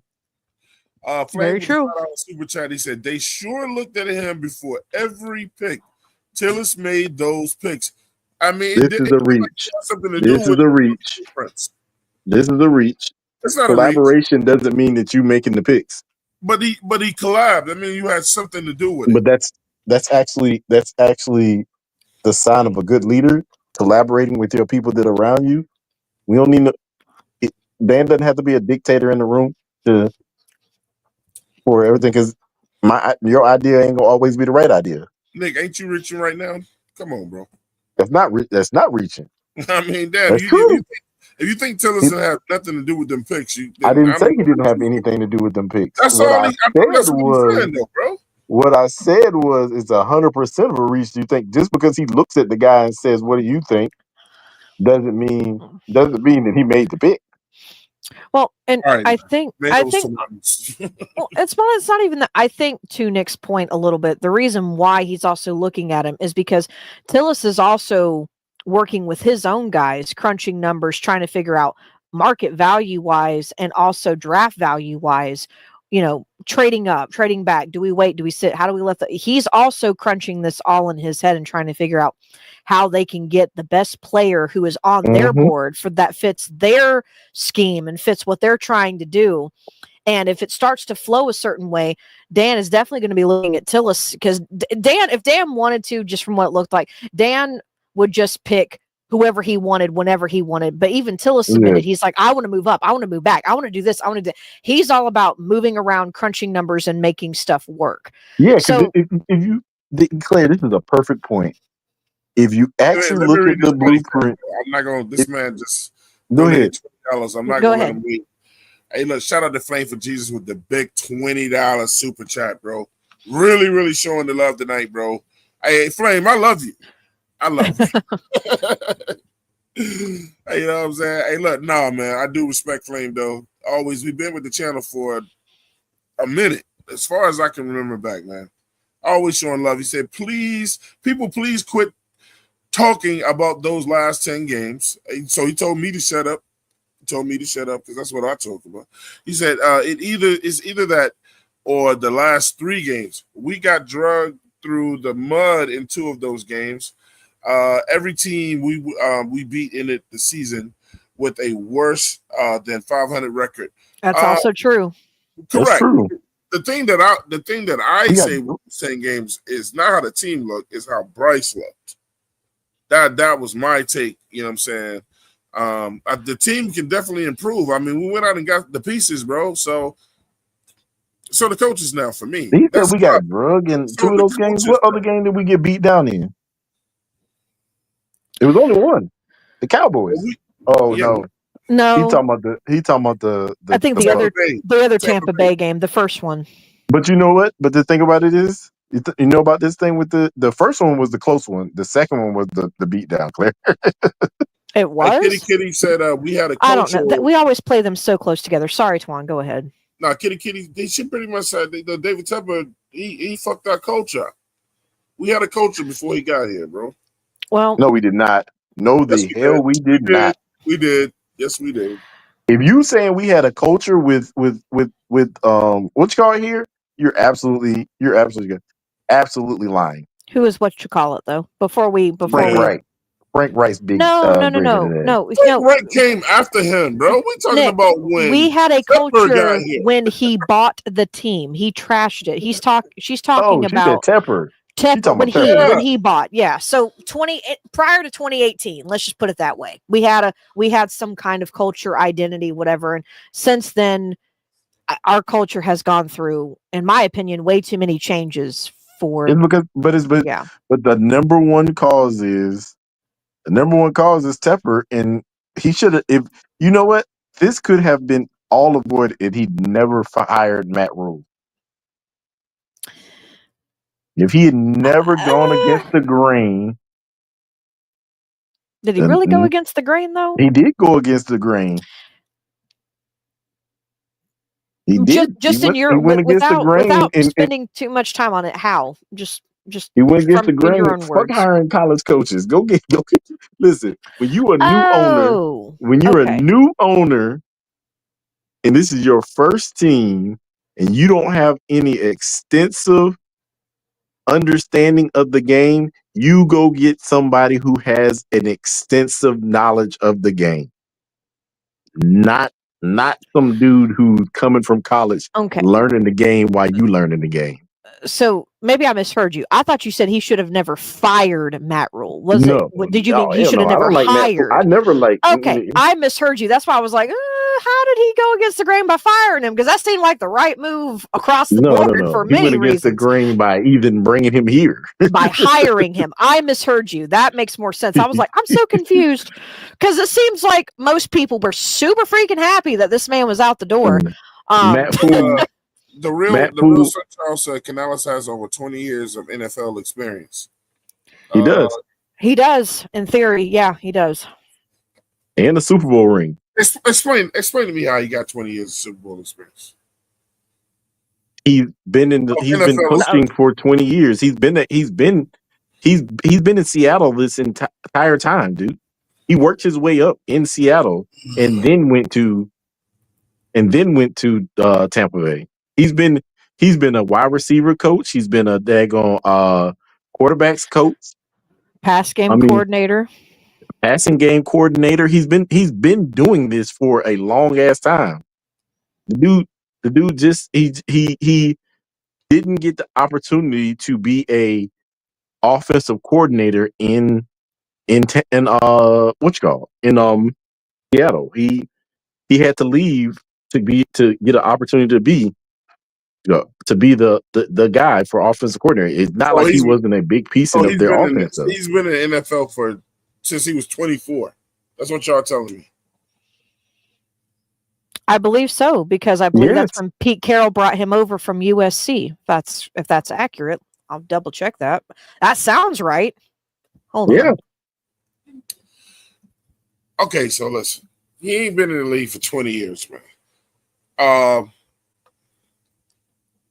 I'm letting that go, man. It's semantical, because for me to totally explain that to you is to get into his personal life, and we know what was going on before he came over here. He missed a lot of time out of the NFL dealing with his family, bro. So I don't want to get into that. I think that would be too tacky. So I'm gonna just let that be. 20 years. 20, okay, so it wasn't 20. He's 15 years. Yeah, 15 years. Long ass time. That don't mean you should be a head coach. It doesn't mean that there's no reason that he shouldn't be a head coach. Well, I'm just so I can hear Twan's, because I want to hear Twan's. Oh, I'm good.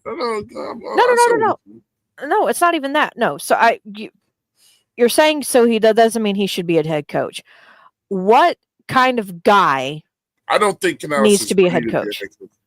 Okay, well then who should be? What kind of guy would be ready to be a head coach in the NFL? So would you think what type of guy, or what guy, or like somebody specifically? It could either or.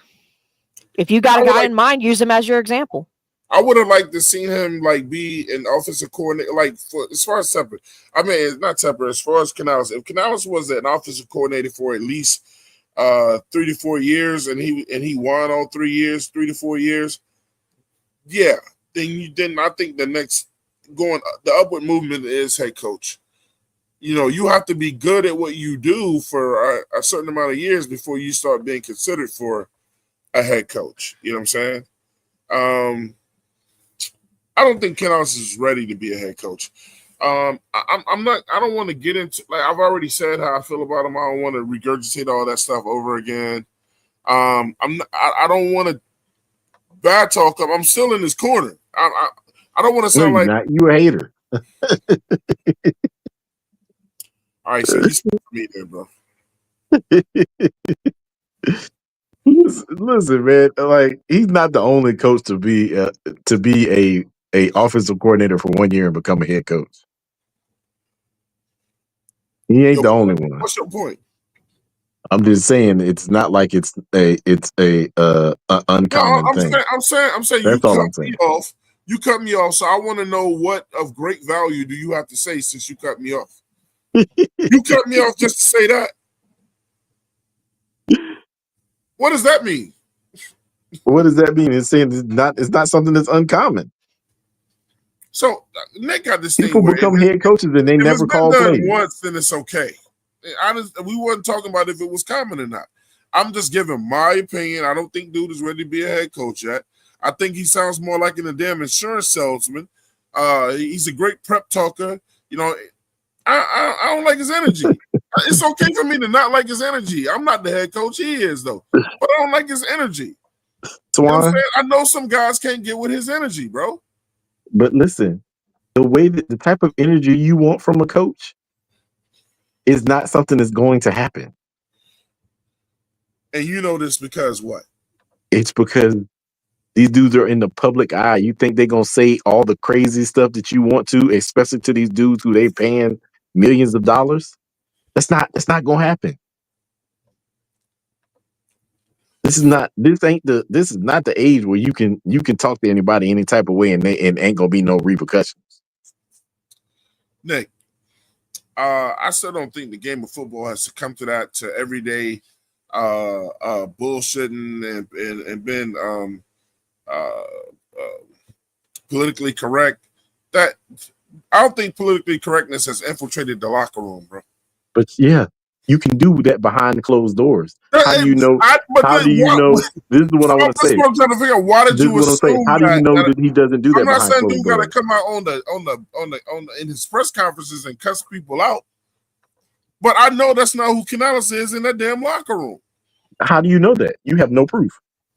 Nick, how many times do you say shit? How do you say shit? How many times do you say shit all the time with no proof? It's just your opinion. I'm not giving this type of. You're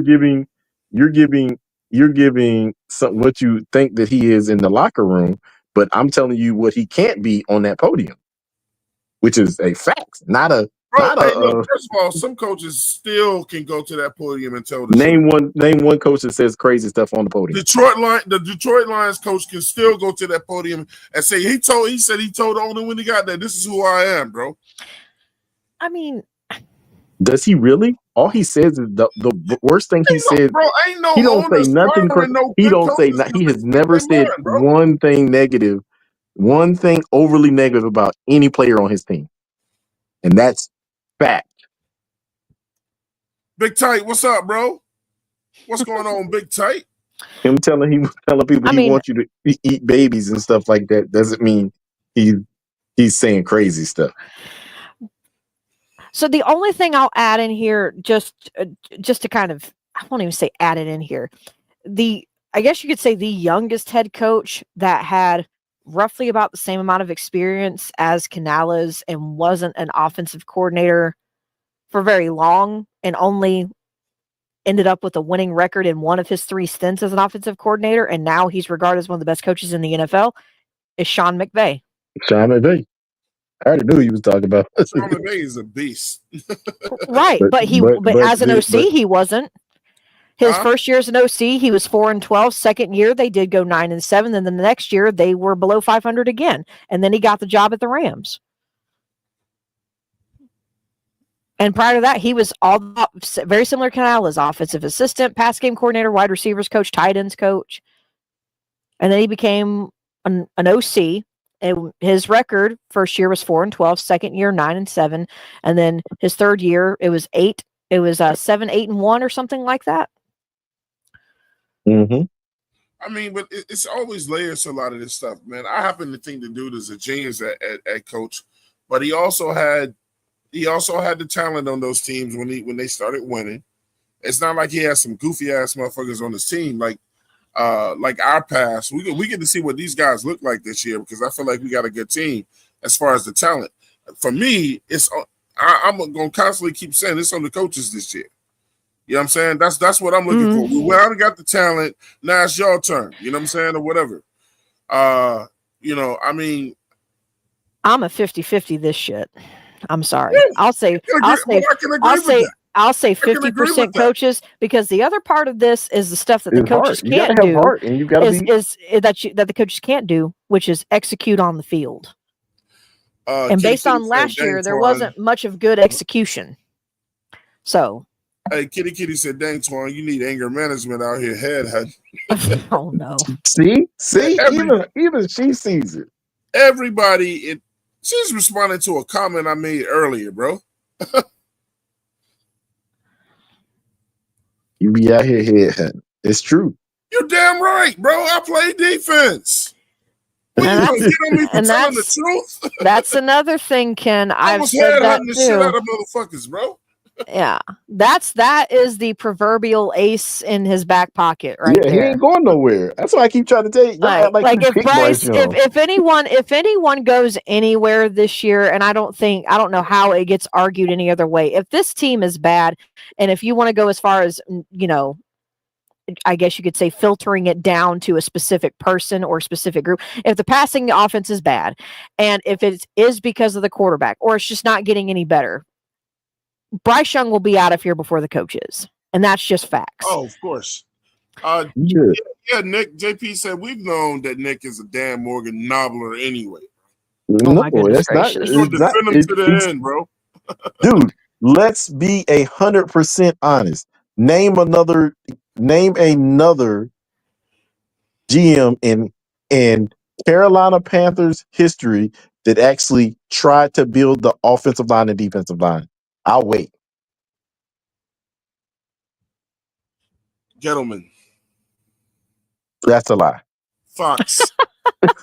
Fox isn't a GM. Fox was the head coach. Oh, no, I'm thinking coaches now, but Gettleman.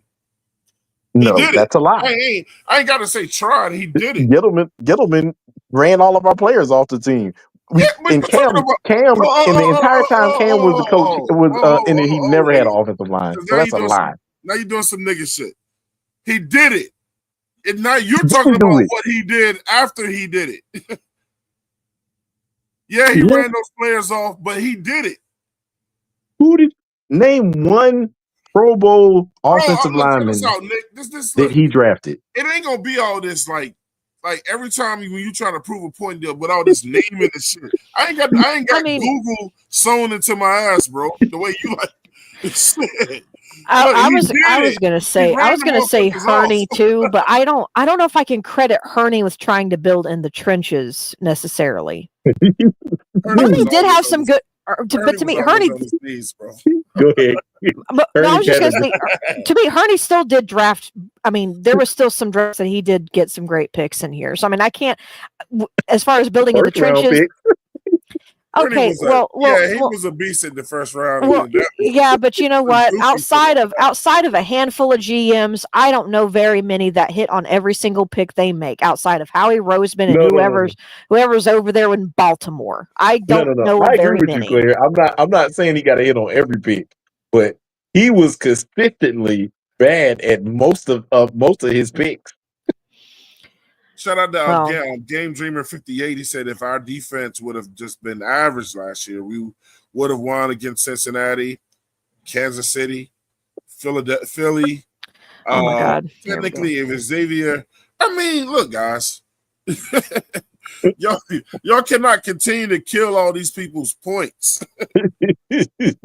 Shit, like that's how they feel. Technically, if Xavier would have caught that ball, but still, no guarantee. He says it right there, no guarantee. And Tampa Bay, that's how it could have went down. We're not gonna make it seem like it wasn't no high probability that shit could have happened. I mean, Listen, it doesn't. But the thing about it is, we didn't win. So why are we even going about it? Woulda, coulda, shoulda. Okay, but at the end of the day, against let's be 100% honest. This is where I'm going to have to agree with Claire. Was Xavier the only error? Was Xavier the only error that freaking was made during that Philly game? no. Or did Bryce not throw an interception?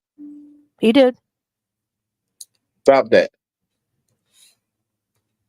Mm-hmm. Just like in Tampa, I love Chuba, even though it went into overtime. But like it or not, the ball, he did not keep the ball secure and it got ripped out. And that's how they went and scored and won the game, whichever game it was where we went into OT with them. I love Chuba to death. I will still say it 1,000 times over. He is one of the favorite guys on my team. So for wanting to sit here and pick fun at specific players, then so be it. But I'm looking at this overall. and that's cool, Claire. What you said was absolutely correct. But it's also correct for somebody to say, see, Claire's dealing with reality. You know what I'm saying? What really happened. And I don't mind, and I don't care when people do that because that's what really happened. But we can't cut people's opinion down when they go, if Chuba had held on to that ball, the probability of us winning would have been great. We can't go, actually. Nah. Yeah, you're right. That's some shit Nick do.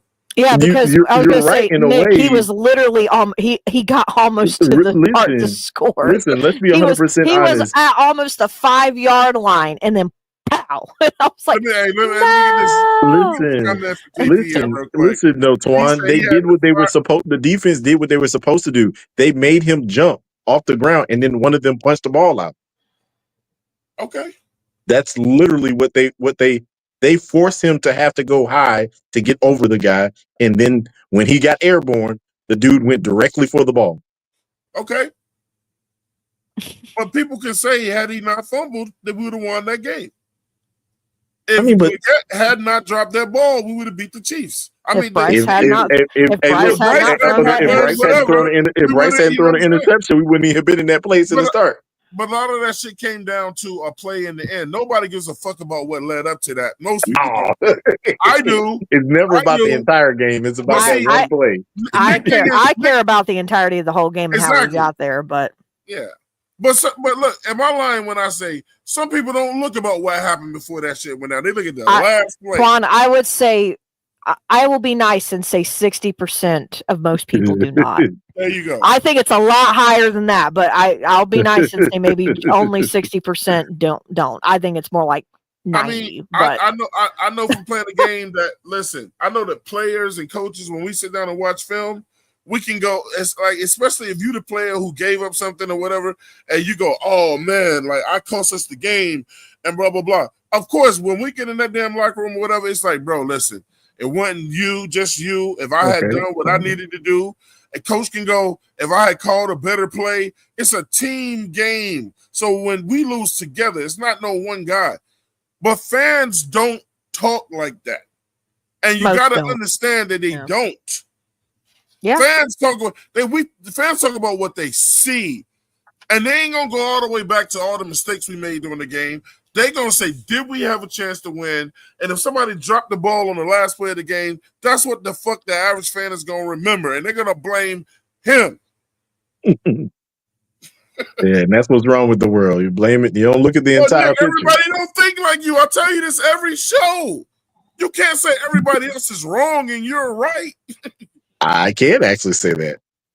Oh, that's your arrogance. Because it's not arrogance. It's just that I don't. I mean, let's be 100% honest. That's your arrogance. That's your arrogance. I can't. You said I couldn't say it, but I can't say it. Hey, shout out to JP, man. He had me laughing on this shit. He said he had the fire rule. Fans already beat down the rule family in Charlotte. Yeah, he couldn't go to a Hornets game. He couldn't go to a Checkers game, a Canes game. He couldn't go anywhere. He was blowing his ass in the restaurants. Yeah, it's pretty bad when you go to a Hornets game and they show your ass on the Jumbotron thing, and then the entire freaking they're like fire rule, and they start doing the clap thing, and it's not even at a football game; it's at a damn basketball game that you just happen to be there at. So. I wouldn't have ate at no restaurants because I ain't no telling what they do with my food back then. Oh, yeah. They recognize you and go, oh, you're the coach of the Carolina Panthers, huh? The game dreamer, man, with the $9.99, the $10 super chat, man, super sticker. He sent us a super sticker over, $10 super sticker. Thanks for everybody, man, that's been giving the donations today to the channel. Yes, we appreciate it. Thank you. We put it back into the show, man. And again, that's how we pay the staff. And be able to pay for the software and be able to bring you guys more and more shows. This shit costs, man. It costs. It costs us money on our end to do what we have to do. We pay fees every month. You know what I'm saying? So we appreciate y'all showing the love, man. You know, it does not go unappreciated. JP said he's a former wide receivers coach, John. I'm talking about Canales. Yeah. Tino Smith said Canales would stay after practice late with him and watch film and give him personal days on the field to work with him. Okay. Oh, I was going to say, if he's a QB coach, that's what he should be doing. Yeah, he was a QB coach at that time. I mean, it's like a player can that. But now, to be fair, not every QB coach does that. They should do that, but not every QB coach will. If they're serious about winning, they're going to do that shit. Yeah. I want to say this. And this is about me being a whole bunch of being rude as hell. Oh, anybody who thinks Dave Gettleman and Marty Herney were good GMs, you are on crack. There you go with that anybody shit, bro. Why do you insulting people, bro? Anybody. There we go. Anybody who believes that. We gotta get to the bottom. Anybody who believes that, then tell me why we don't have any of our draft picks on this team from their errors. Hey, look, man. Wasn't except for Taylor Moton. I was gonna say, wasn't Derek Brown? Wasn't he a Herney pick before Scott took over? Or am I wrong? No, I think he got. No, I don't remember. Was it Scott? I think that was Scott. I think that was Scott's first pick. Okay, man. Hey, shout out to I hope I'm saying it right. Ken, Carolina 23. So what about Bieniemy? Had all that success and still not a head coach. Well, Twan, I'll let you speak on that. Bieniemy had some stuff in his past too, and he didn't call the plays. I'm only not going into that because it doesn't really tie in to what we're doing. But yeah, bro, I feel the same way about what you said, Ken. You know, hey man, fuck all that shit, Nick. You know what happened to him. He got blackballed, bro. I'm just gonna leave it at that. Dude, but it's a true fact that he had something in his past and he didn't call the plays. So Trey Henderson got picked up, got his money? No, he did not. They only signed him for this year. Who? They gave him a raise, $14 million raise. He's still going to be a free agent next year. Derek Brown was a Hurney pick. Okay. Yeah, but that was a first round pick. We say. Yeah. DJ Moore was a Hurney pick. Brian Burns was a Hurney pick. Luke Kuechly was a Hurney pick. CMC. What's the name was Hurney pick too? Chuba. No, he wasn't. Matt Rule was on the team. Wasn't Hurney the GM when Matt Rule was here? I think he was for like 1 year. Hold on. One year. That was Hurney. Remember he said, remember the whole thing? Did Chuba get picked the first year? No, I don't think Chuba got picked. His wife telling him that Matt Rule's wife said, "Go get Chuba." I think that was the second year. If that was the case, he would have had to have been drafted with Derek Brown. Hold on. Yeah, man. No, because I thought Chin got drafted with. Well, that's what I'm saying. Derek Brown was the last pick of Marty Hurney. So if Chuba was not picked in that same draft with Derek Brown, then no, he was not a Hurney pick. No, Chuba wasn't picked with the same draft as Derek Brown. He was picked the next year. Okay, well then there you go. JP said, anyway, Nick, back to AC. Oh my God. You know, Twan, you like to incite the violence for no reason. You do that shit all on your own, nigga. I don't do anything. No. Hey, Claire. I hate to bring you. I've got textual evidence that says that you have woken up before and chosen violence. So don't even. Nick wants to choose violence and be a fucking and then be. And, you literally said it. At the same time, bro. Somewhere in one of our chats, you literally said, "Man, who's going live today? I'm choosing violence," and it's like it was like 7, 8 o'clock in the morning. I'm like, it's too early for this shit. What do you mean you're choosing violence? I can't with this. What? Like, ain't nobody done or said anything yet. You just woke up on one, and I'm like, okay, well, go find somebody. I'm not going live. He just a minute ago said, "I'm gonna say this. I know somebody who will get mad up." But if anybody who can say that Marty Hurney and Woodcock were good GMs, you crazy. You're on crack. It's true. You do that shit on your own, bro. Dave Gettleman drove our team into a hole, and Marty Hurney thought it was a good idea to pay 2 running backs at the same time. Not in 2015, Gettleman didn't drive it into the damn ground. Now, started with that damn. What did he do? What did he do? I just want to say this. What did he do that made the team good? Who? That year. I just want to know what Gettleman did. Which one? In 2015, what did Gettleman do to make the team better? Claire, see, this is how it's going to work, Claire. If you name something, Nick ain't going to do nothing but debate whatever the fuck you say. So, like, why are you trying to do the setup questions? And then when we answer it, then you're just going to say, no. Answer it. I wait.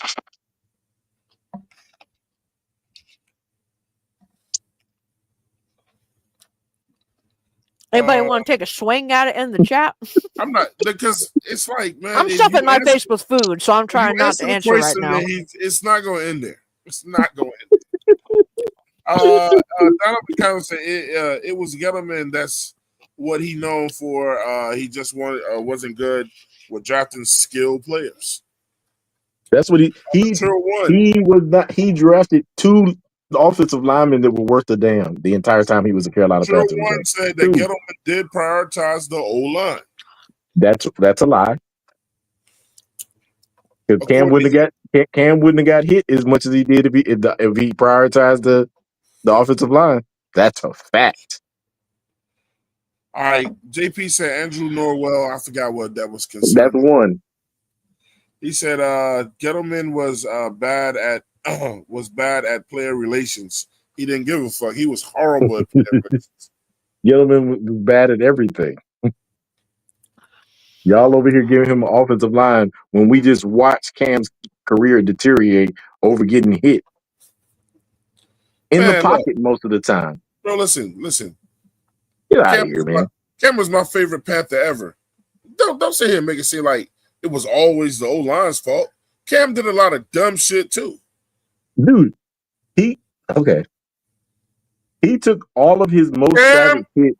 He took all of his most savage hits in the pocket. Cam did a lot of dumb shit too. But all of the big hits he took was in the pocket. No, it wasn't. You remember, Claire? You remember when Cam ran he was about to score, and this motherfucker just stuck his neck out. I think it was against the Falcons, and they lit his ass up at the goal line trying to be cute, and he still scored. So that's on him though. He still scored. It was his fault. All of his injury. You talking about the concussion? He still scored. Bro, look, Cam got hurt. Are we talking about the one where he practically went airborne or no? Yes. He's talking about the concussion. Cam got hurt when he tried to chase down a dude that he threw an interception to. That ain't got nothing to do with the O-line. When Cam was flipping over the O-line and doing that ain't got nothing to do with the O-line. And we talking about injuries and shit. Where was his most of injuries happening? All of his injuries happened in the back. All of his injuries, except for that concussion, happened in the backfield. Where did TJ Watt hit him at? In the backfield. Where did he tear his do to Liz Frank? In the backfield. That was his fault, man. That's just the way What is you laughing at? That's how it was the way he planted his foot. What the offense? How is that his fault? He didn't know he was going to tear Liz Frank, bro. That's his fault. What did okay, so how's it explain to us, since you like to do this question shit. Explain to us how it's the offensive line's fault that Cam got the Liz Frank injury. Explain that. I mean, realistically, you can say that was just a freak accident. You can say that was a freak accident, but at the end of the day, all of his worst hits happened in the backfield. Shout out to JP when he had the rib injury in the backfield. Shout out to JP with $2 super chat. He said, "Shut the fuck up, Nick." Y'all can tell me to shut the fuck up. I'm telling facts. It doesn't matter. It doesn't matter. He said, talking about Nick, he said he does, Swan. He chooses violence, then sits back and grins like he ain't done shit. I don't giving you facts and me giving you logic. The logic behind my facts is not choosing violence. You create wars and then you run into a line or some shit. No. That is a whole lie. That one's a lie. Because I would definitely stand here out front and go with you. So no, I'm good with it. I'm good with that. Y'all listen, you will never win against me. Oh my God. The arrogance knows no bounds. Okay. Win against you in what? Huh? Win against you in what? When it comes to if I'm going to debate you something, you'll never win. You quit before I'll let you win. Oh no, that's because you do that Republican shit where you talk over people and you don't. No. Hey, bro, look, you and that motherfucking. Did you just call me the most disrespectful thing you could call me? You and that 336 is the same motherfucker, bro. No, the fuck. See, you see, Twan? See, Twan? You see? Now you had to compare me. Now you had to compare me to. Now you had to compare me to somebody you shouldn't have compared me to. I will say this. Nick ain't bad. Nick ain't worse than him, but he's in that realm. Oh God! He's in that realm. I will debate with you until you quit. But guess what? That's what he does. He won't shut the fuck up until somebody. But he's wrong most of the time. Most of the time, I'm right. And you're right. According to you, you're right all the time. But everything that I just gave you was a fact. Not a fact. Oh my God! Hold up! It speaks. It speaks. What's up, Edge? Yeah. And now it's quiet. Continue. Be quiet. Oh. AC. Yo. Oh, Lord. Edge. Yeah, y'all want here we go with the daggone. He's doing the Edge. Just mute. We didn't catch a word you said. Just mute. He was doing the stutter step the entire time. Hold on, let's see if we can hear him though. Hey, Edge, try again, bro. Edge is in the catacombs, right?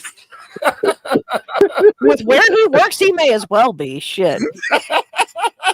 Hell no. Hey, nobody's gonna get that one, bro. It's the damn equivalent. Hey, Kenny Claire, Pickett. he's Kenny literally Pickett in just the went to the catacombs Raiders. right now, bro. Yeah, at this point, yeah. Kenny You heard that, Pickett. Claire? Whoa, You Kenny don't know what Kenny Pickett. Pickett catacombs just is. went He to the was Look it Raiders. up. traded to the Raiders. Wow. Yeah. Well, Shador sounds like he's got a fighting chance. I mean, you Stay, know what? Listen, stay on Claire. that roster. Now, hold on. Let me I read just this super chat real quick, man. Okay. Saying Frank for Jesus, shout out There's to my you with the phone. $5 There's my super phone. chat. He said Okay. we had a culture and could win when they were here. What are we doing here lately? We sure aren't shit. winning. We are never winning now. we had a horrible roster. He basically telling your ass Nick, bad black ass Nick today, right there, that you can say what you want to say about Hurney and Gettleman, but we was winning. At least we was winning more games than we winning now. Wait a minute. So you're gonna blame Dan for what he adopted from other people? You can't. And then two, here's another fact for you: you can't change the roster over if you ain't got no money, because the money ain't started getting right until Tillis got here. Because the money was jacked up from your boy Scotty and your boy Hurney. Claire, go ahead. This is your show, Claire. Oh, I've been enjoying myself listening to y'all. Dan got me off. Claire, ain't I telling the Dan truth? got me off track. Isn't that true, Claire? You can't fix the roster if we ain't got no money to fix the roster. Hey, shout out to Game Dreamer 58. See, I agree 1,000% with Nick about that bum ass Dave Gettleman. I mean, so as far as the money goes, though, I mean, Who was it tied up in? You're talking about the what now? I'm talking about all the dead money that we had before Brant Tillis got here. Okay, but see, this to me seems to be a whole this almost needs to be a whole different show, because at the end of the day, and y'all can educate me at this point, because this is still stuff that I'm learning when it comes to all the finances and whatnot. What does dead money do in affecting the cap for the following year? You can't spend, so the dead money that you have, the amount of dead money is subtracted from the cap.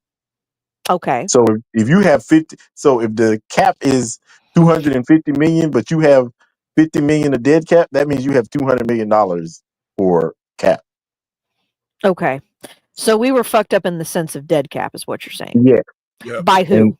By who? There was a lot of people. It was a lot of people. CMC still money. We still owed CMC money. I don't know. It was so many people. We was in the black for a minute. It was so many people on that list, Claire. It was like, but the year before Tillis got here, I think we had 10 people that we were playing that weren't even on the team. Okay. I mean, I'm not going to disagree with you, but I mean, we also, you know what, I'm not even going to bring this up. We also, I mean, as far as like dead money, I get it, but I mean, my biggest thing was just the absolute cap malpractice and draft capital malpractice that was done with Brian Burns. That has been the biggest sore spot to me when it comes to the handling of Brian Burns. And I'm not talking about Dan Morgan and what they finally ended up having to do. Yeah, it was when opportunity knocked. It was when opportunity knocked. And I'm sorry. I love Brian Burns. I thought he was a good player. But you mean to tell me... Hey, watch your mouth. But you mean to tell me someone offers you 2 firsts and a second and you immediately shut that down? Bye, Felicia. You immediately shut that down. Like you don't even think about it. You don't even have a talk about it. You don't even sleep on it. Just straight up no. Okay. Hey, bro, Claire. Look, when Claire told me about that when it happened that day, she asked me how I felt. I said, because I know you're a big Brian Burns fan. I said, I took my moment, Nick. I was like, yeah, he got to go. What you thought? Like, he should have been. He should have. Listen, I'm telling you right now, Twan. if I was a GM I and ain't he stupid, offered me bro. I that, was like, I yeah, would have listen. I would have gone to Brian Burns' door. Hey, bro, just go ahead and pack your stuff. You going to LA? I would have told him in person, and he would have been like, "Why I gotta go? Because they offered me 2 first-round picks and a oh, he ain't, second-round pick." look, he ain't gonna argue either. Look, man, look, Charlotte, LA or Charlotte. That's all I would have said. Nah, I'm telling him the I'm truth. I out. would have told him the straight up truth. I'd have been like, "Hey, bro, the unfortunate truth is you are more valuable to me right now in picks than you are on the field. That's the truth." You ain't got to tell him all that shit. See, you just want to dig the knife in deeper. I would have just been like, bro, it's That's LA. not digging the knife in. You That's going telling out the there giving truth. the LA. No, but you don't have to tell the truth if you trade them. That's all you need to do is trade them. But let's be 100% You ain't got to honest. explain shit to him. Is he worth? Was he really worth 2 first-round picks? Evidently, he was. You could make the argument that he was. Claire, he was because that's what they offered. Okay, to them. And you know why they offered that to us, Twan? It They don't offered that to us matter. because they He were trying was to because win that's what now. they offered. Right, but that's why I'm saying you could make the argument. That's all subjective. Asking about what But I'm someone's just worth. saying, Claire, no other team would have offered that much for Brian Burns. Which is why he don't was know an that shit. idiot for not doing it. He was an absolute moron. Scott Fitterer should be banned from being in charge of any NFL team ever But again. that won't just For Scott. that. That was Tepper too. Well, That I was- guess what no way killed he can me. turn that down without talking to Tepper about that. It's no Well, way. Okay, you know what? You just want to blame everything on. You ain't even got no proof that it was Tepper. I'm blaming it on both of them. I'm blaming it on both of them. You just said it wasn't Scott. Shit. You think, Claire, do you really think somebody can offer that for a player and that a GM don't have to run that by the owner? You are fucking mad, Nick. I think not in every case would you, because you're the GM for that reason. You're GM for the reason. So, I mean, if He should have got rid of it. I'm sorry, he should have got rid of it. That was the dumbest. That is the dumbest move I've ever heard in my life. And the intention was because they said they were going to pay him. And I'm like, well. And but then you didn't want to. Did they pay him? They didn't want to pay him $30 million. So I think what kills all of it is, on that faithful day, when we decided it would be a wise idea to trade up from 9-1, we offered Brian Burns, and somehow, that didn't work. Moore. And they wanted DJ Moore. And then it went to even further shit when that happened. Because then you traded Brian Burns anyway. Oh my God, you can't make it up. Fuck. All Scott that was the whole different regime, though. That was all Scott Fitterer did at Carolina is gain weight. That's all the fuck he did. He came over here and got fat. He came back with an extra neck every year he was with us, bro. It was only what, two years? Was it 2 years? No, it was 3, bro.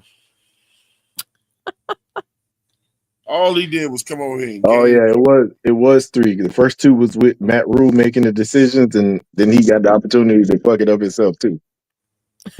And see, and then Claire, what was the synopsis when with Scott? What was going around with a whole lot of the beat writers and people? They were all making it seem like as if Scott was like, if only y'all knew, I'm not making the decisions over here. It Tepper is. Yeah, there was a lot of like under the table under the table finger pointing, like y'all can blame me all day long, but because the motherfucker wasn't resisting nothing. He was never gonna tell Tepper no. No, he wasn't, and he didn't seem like that kind of guy. He was his yes man, bro.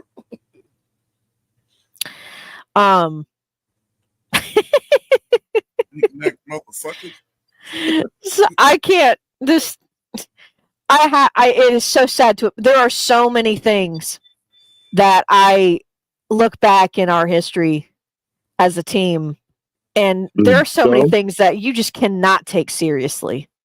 Oh my God, there's so much you can't take seriously. You just have to laugh at it. You'll get mad otherwise. Like, it's just God. Anyway. Guys, make sure you hit that like button. Make sure you hit that like button. Make sure you hit that like button. Hey. Just like Kitty said, she said, if you're watching and enjoying the content, hit the like button for the first lady, the first ladies of the Panthers podcast. The ladies put in work. I love what Claire says, man. Men don't own football. Hit the like button. Yeah, men do not own sports. Period. Oh God, Kitty, what did you say? How do you think Shedeur feels about that trade, considering he trained with Tom Brady and was all hype about going to Las Vegas? I bet he's cursing in Legette's language right now. Well, that's actually a good point. Well, Tom Brady did all this training with that dude. He ain't want nothing to do with him, bro. You're wrong. Kitty, you're wrong with that last part. Like Tom Brady got all the say in the world over there. We see this dude right here. Anytime somebody says something, this nigga got something to say. Nick, I don't think he has all the say, but I do believe that his opinion is very heavily weighed and favored now that he is part owner. And then can you highlight that next comment? I got something for Flame. Oh my God, I heard that tone in your voice. Nick, you forgot to mention a name that was here while the money got messed up. Dan Morgan is who you forgot. No, the money's been messed up. The unfortunate truth is the money has been messed up since Hurney was in charge the first time. Thank you.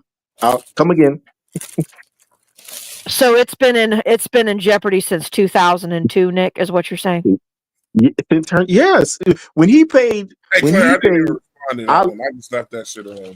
I'm gonna say this. I love freaking D'Angelo and I love Jonathan Stewart, but paying two running backs, top running back money at that time was one of the dumbest moves in the face of NFL history. You mean the duo that went to the Super Bowl? That duo.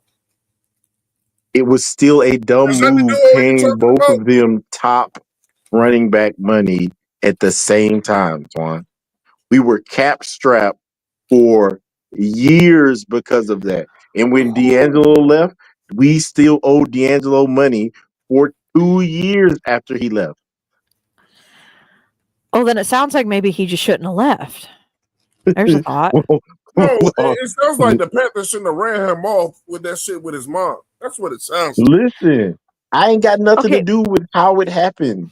I'm saying, and I'm not blaming him. I'm blaming the person who decided that it was a good idea to pay him that type of money, two running backs that type of money at the same time. I'm blaming that person. I'm blaming the person. So I just want it for the record. You are saying that our cap and our spending money has been fucked up for over 20 years. That's what you're saying. Yes, Claire. We literally, oh my God, literally 3 years ago. 3 years ago was when we stopped paying freaking CMC. Okay, and Nick, name another team that doesn't also deal with dead cap. No. I'm not saying that I can tell you another team who's worse than we are. Oh yeah, they're in our own damn division. But continue. Yes. He is the king of dead cap.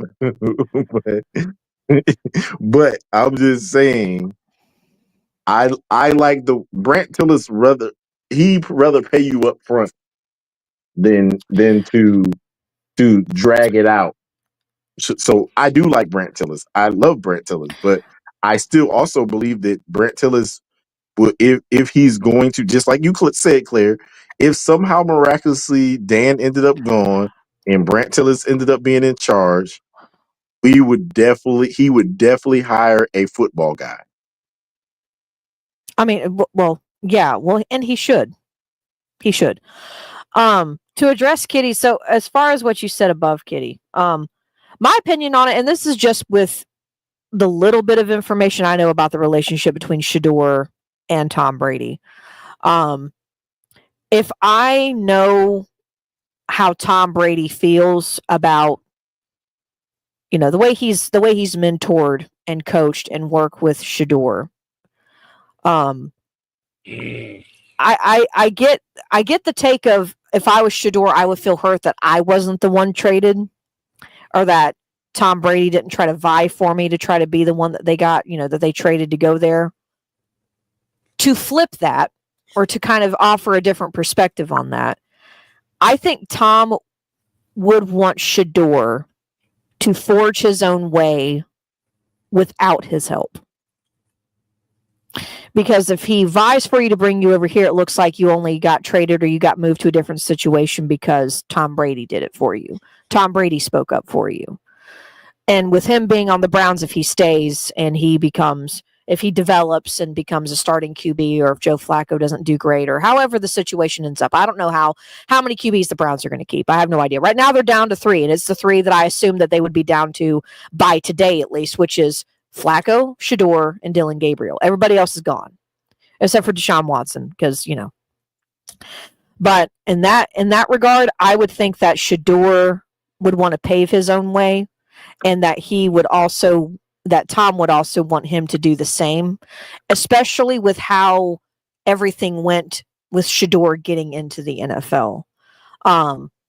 Shador wants to do things his own way now, and he's said that. He's even told his dad that, which that's kudos, considering how much flack I gave him in college for his arrogance. I don't want to be a jackass and sit here and say that what happened in the draft humbled him. It might have.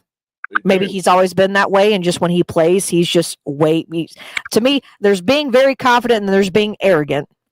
But in the grand scheme of things, it's a lot of arrogant college ball players, though. Oh, you don't have to tell me twice. It ain't just him. No, I know. But in general, I think he and Tom Brady would both agree that the best thing for him to do, no matter where it is that he paves his own way and writes his own story and becomes the best version of whoever he's supposed to be. That's probably what needs to happen anyway. I'm trying to catch up. Lord, let me scroll back up. Shout out to my brother SC. That's Panthers boy 803 in the building. He said, wasn't we paying Frank and Matt when Dave got hired, or am I wrong? Well, Tepper was. That doesn't come out of our cap, though. That doesn't count for the cap. All that money comes directly out of Tepper's pocket. Matt Rule is still, I think, getting paid. Well, he should. He should be getting close. He should be getting his final check. If not last year, then he's going to get one this year, and that'll be it. Yeah, but I thought he doesn't pay. I thought he didn't have to pay Matt Rule after he got a job. Oh, is that the loophole or the caveat? I think it's some legal caveat that is as long as he remained unpaid and I owed you money, I got to pay you the rest of the money. But if the money equals out to what the same thing, but college coaches make more than NFL coaches. He still had to pay Matt Rule all his money though. The contract is the contract. If you fire but like I said, that money has zero to do with the cap. That money comes directly out of David Tepper's pocket. All right, so shout out to #GRZip. He said facts AC. That's why he got drafted so low. Brady wouldn't have allowed that if he was helping. So yeah, I'm gonna say this. I do believe Shador is arrogant, and I do believe that, but I believe he has a good head on his shoulders because the boy said out loud, I don't want my dad coming around because I don't want to walk. He doesn't want things to be done because his dad's there. He wants to walk his own path. He said that. He literally said that out loud, man. The dude is trying to walk his own path. And this because when your dad is one of the most arrogant players to ever play the game, do you think you gonna be somewhere different? No. And it ain't just one of his kids that come with that type of attitude. It's all of his kids.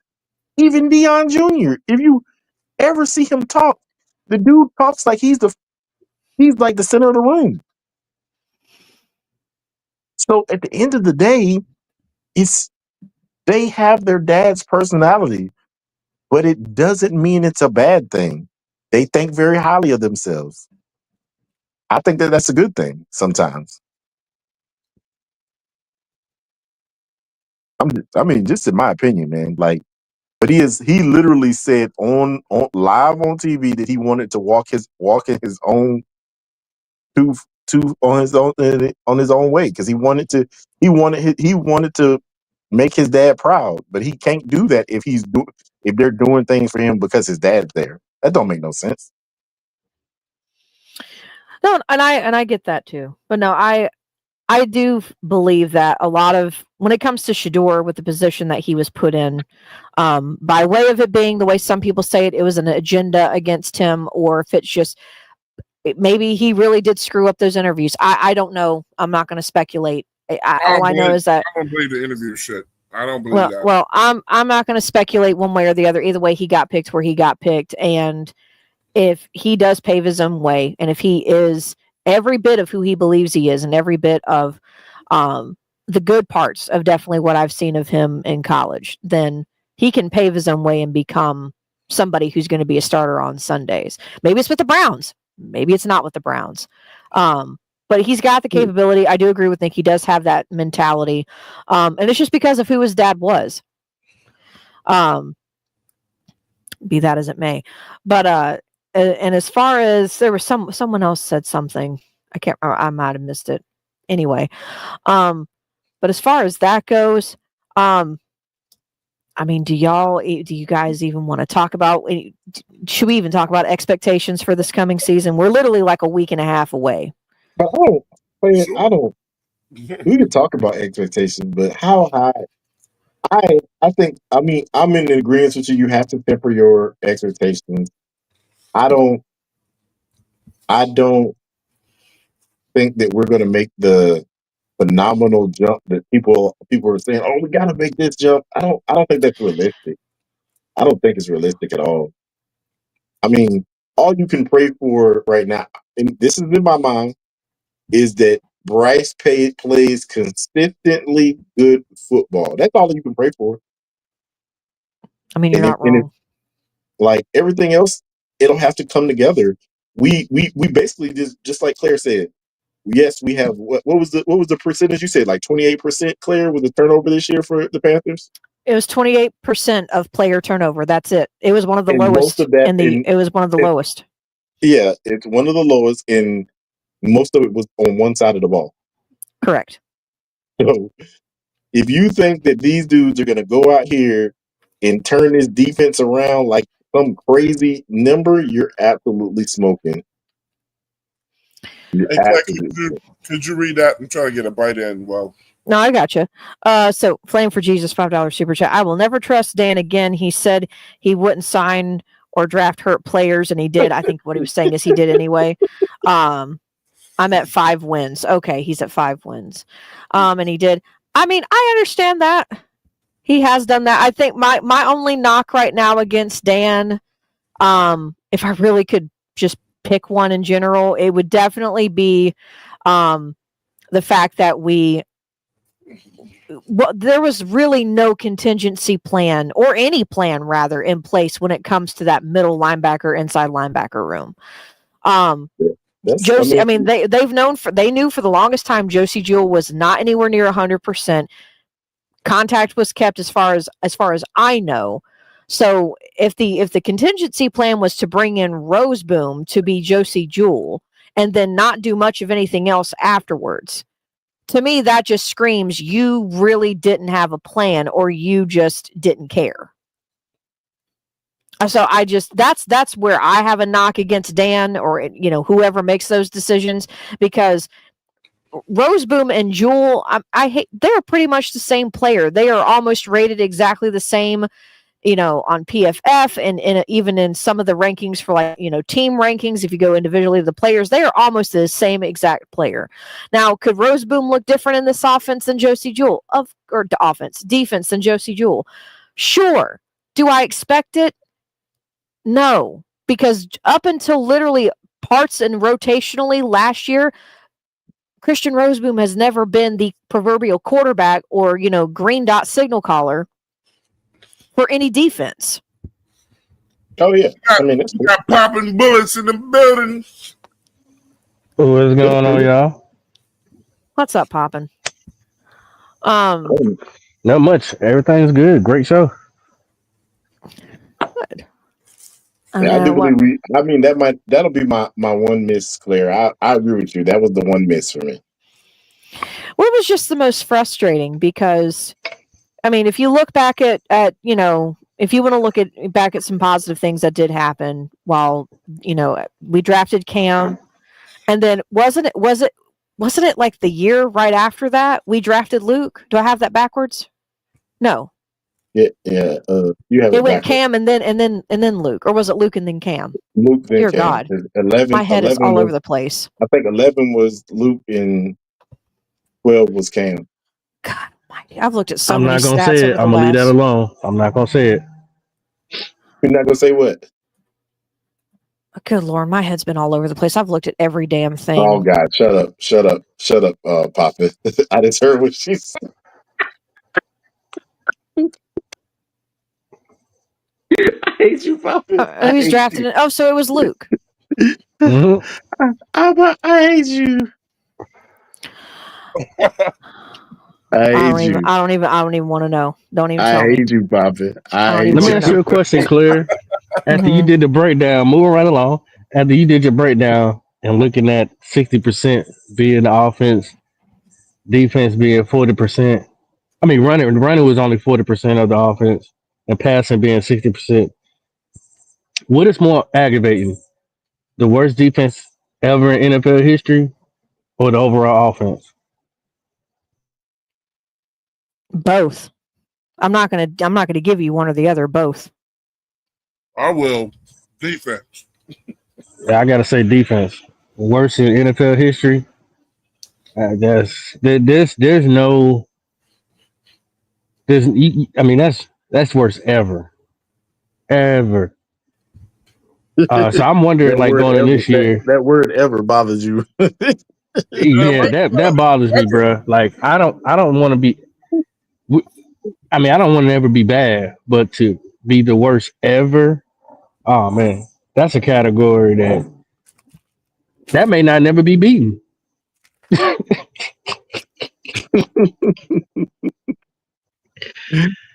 mean, the You history. true though. You true though. You always telling the truth. We're gonna be in the history books for all the wrong reasons. We're already in the history books for all the wrong reasons, even before that. Because Twan, you loved bringing up that thing that had every sports team ever, and who was at the bottom as the worst franchise in sports history. We were already bad. So we were already bad. Under Tepper, us. Well, in general, they didn't just go back to Tepper. Yeah. It was all sports that were team sports. So all the NBA teams worse than the Hornets. Oh, So, you talking about last year? Yeah, they was. No. That list was under Tepper though. Did it specifically say under Tepper, or did it give like in history? No. It was talking about under Tepper. We've been the worst NFL franchise. No, ever. The graphic I'm talking about is the one that was all sports teams. Yeah, that's what I'm talking about. The one I threw up. Yeah, whatever that was. It was under all those current owners. We were the worst team under Tepper in sports. I mean, it still hasn't changed. Yeah, because we ain't won nothing but what? Since Tepper took over, we won about 12 games. We ain't have no damn winning season. Well, at least I can say, I mean, proudly, we don't have the worst stadium, and as far as how players feel about the organization, as far as being in the stadium and what it has to offer for its amenities, that belongs to the Bengals, we ain't the worst in that. Kansas City's pretty bad. What's up, everybody? Oh, you talking about stadium wise? Yeah, but they trying to get a new stadium. They trying. Well, I mean, it's their fault they don't have a new anything since they've been around this long. I mean, that's pretty sad. I mean, just saying. We got Red Swarm in the building. We got Nick Tri-State in the building. What's going on, You fellas? said thick tri-state. Oh Nick, wow! Stop Nick. it! Nick. Stop it! Hey, Oh, cut it all the Pause. way the fuck out with that. Please, please. Extreme pause on Shout that out to one. Flavor God G for the damn. $10 super chat, man. He said, why were they the worst? We had the fewest snaps on offense. I will say it again, told you so. I said historically, bad defenses, so that didn't bother me. Okay. So Yeah, I just want to start fewest. off by. I'm sorry. Go ahead, AC. Oh No, yeah. no. You go ahead. Go ahead. I I would just just be. want to. I'm repeating something that I've already said 100 times tonight. So Did go y'all on see ahead. the show tonight, bro? Well, that's what I was about to say, man. I want to start off by giving the first lady her flowers. As always, you brought the smoke, as you always do, Hey, and you got down. So, and it was a great show tonight. I've been listening. So, appreciate my that, hat is Swan. off to AC. Great job, Claire. Thank you, Swarm. I wanted to jump in here because I obviously, when it comes to Nick Gaskins, I take exception Oh no. to damn near What did everything he I ain't said says. nothing. I ain't even said You nothing know, controversy today. You've been saying well, crazy shit all well, day today, bro. well, I think it's quite controversy and it's quite controversial, and in usual fashion to you, it it's quite ridiculous, and it shows your hate yet once again. Um, Who did I if hate if on? if I'm not mistaken, you said that all prime time's children are arrogant. That's not what I. That's see. You see how You you said can they listen to all the act bottom of like your. him, and you said the I dad said was they arrogant, so all you have his saying they were all arrogant. personality. That's what I said. But you said that Prime no, was arrogant. They no, all Nick, definitely I don't, said he though. that did say Prom They all was his the definitely kids were most. don't all arrogant. have his personality. Yeah, Shiloh no, is nothing like I mean, Dion. but y'all know I'm gonna keep it fair, Nick. You might have didn't mean to say it that way, but that's what you said. Bro, And what's Shiloh wrong? is nothing like Dion. I ain't What are we nothing wrong talking with about being right now? arrogant. I don't care So about it. so so so now that I'm up here, do you want to retract that, or did you mean to say that? You know What he ain't I mean, respect that shit. what's the problem with it? I don't have a problem with arrogant people. I But ask you The Shiloh, world, again. the the Shiloh is world not. does. Shiloh is nothing like Dion. Yeah, Shiloh ain't like his dad. He's Let nothing me like Parks like Dion. his dad. let me I finish don't I making don't my think point. Shiloh. I think Shiloh's more happy-go-lucky. I Yeah. pulled up to challenge him on it. I pulled up to challenge him on it. But challenge me for So what? I never said it was a bad thing. So what are you challenging?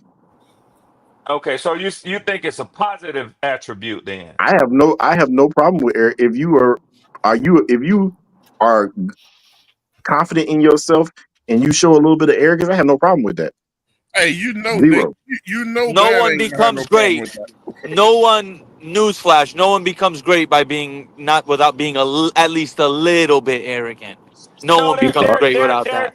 there is a world of difference between being arrogant and being confident. Yeah. Well, Kobe Yeah. Bryant Yeah. was considered arrogant, but he was great. So was Well, Michael Jordan. he was considered it, but you wouldn't actually know if a person is arrogant unless you spent Yeah. personal time around them. Yeah. But I that thought was the Kobe, national that was like the national discussion and verdict on Kobe. Oh, he's arrogant. Da da da no, da no, da. no, He's an no, no, arrogant person. Blah blah blah hey, hold on, blah. hold on, hold on. It They depends on did. what media. And It rest in depends peace on to what GOAT. media that came from, though. I That's a thought fact. Kobe was He's not even arrogant, in my I don't opinion. know, Twan. I kind of gotta pull with Albanian Nick, bro. Anybody who's been great, they've all came with the same narrative that they were arrogant. Doesn't mean A it's little true, bit. Just no, a but little when I bit. think it's about Not a it, lot. Just a little Tom bit. you Brady, discuss it, and I agree. Brett Yep. I agree with Favre, Swan. I agree Cam with Swan Wayne when Newton, he says Gretzky, it's a difference yeah, between arrogance they've and all tried to confidence, paint too, that bro. narrative, Barry bro. Like, Bonds. yeah, I kind Yeah, of that's the narrative that yeah, they painted them. But yeah. It don't matter what media it come from. It's just in what did media, they say period. Kobe had like in the play? They said he had a Mamba mentality.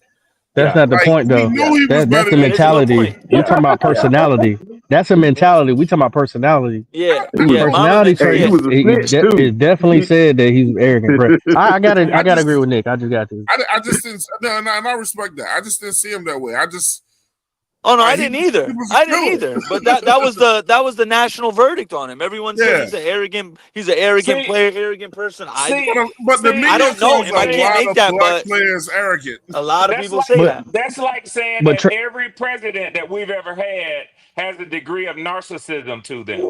Exactly. See, on the surface, some people would say that, but I would argue that there was never anything narcissistic about Jimmy Carter.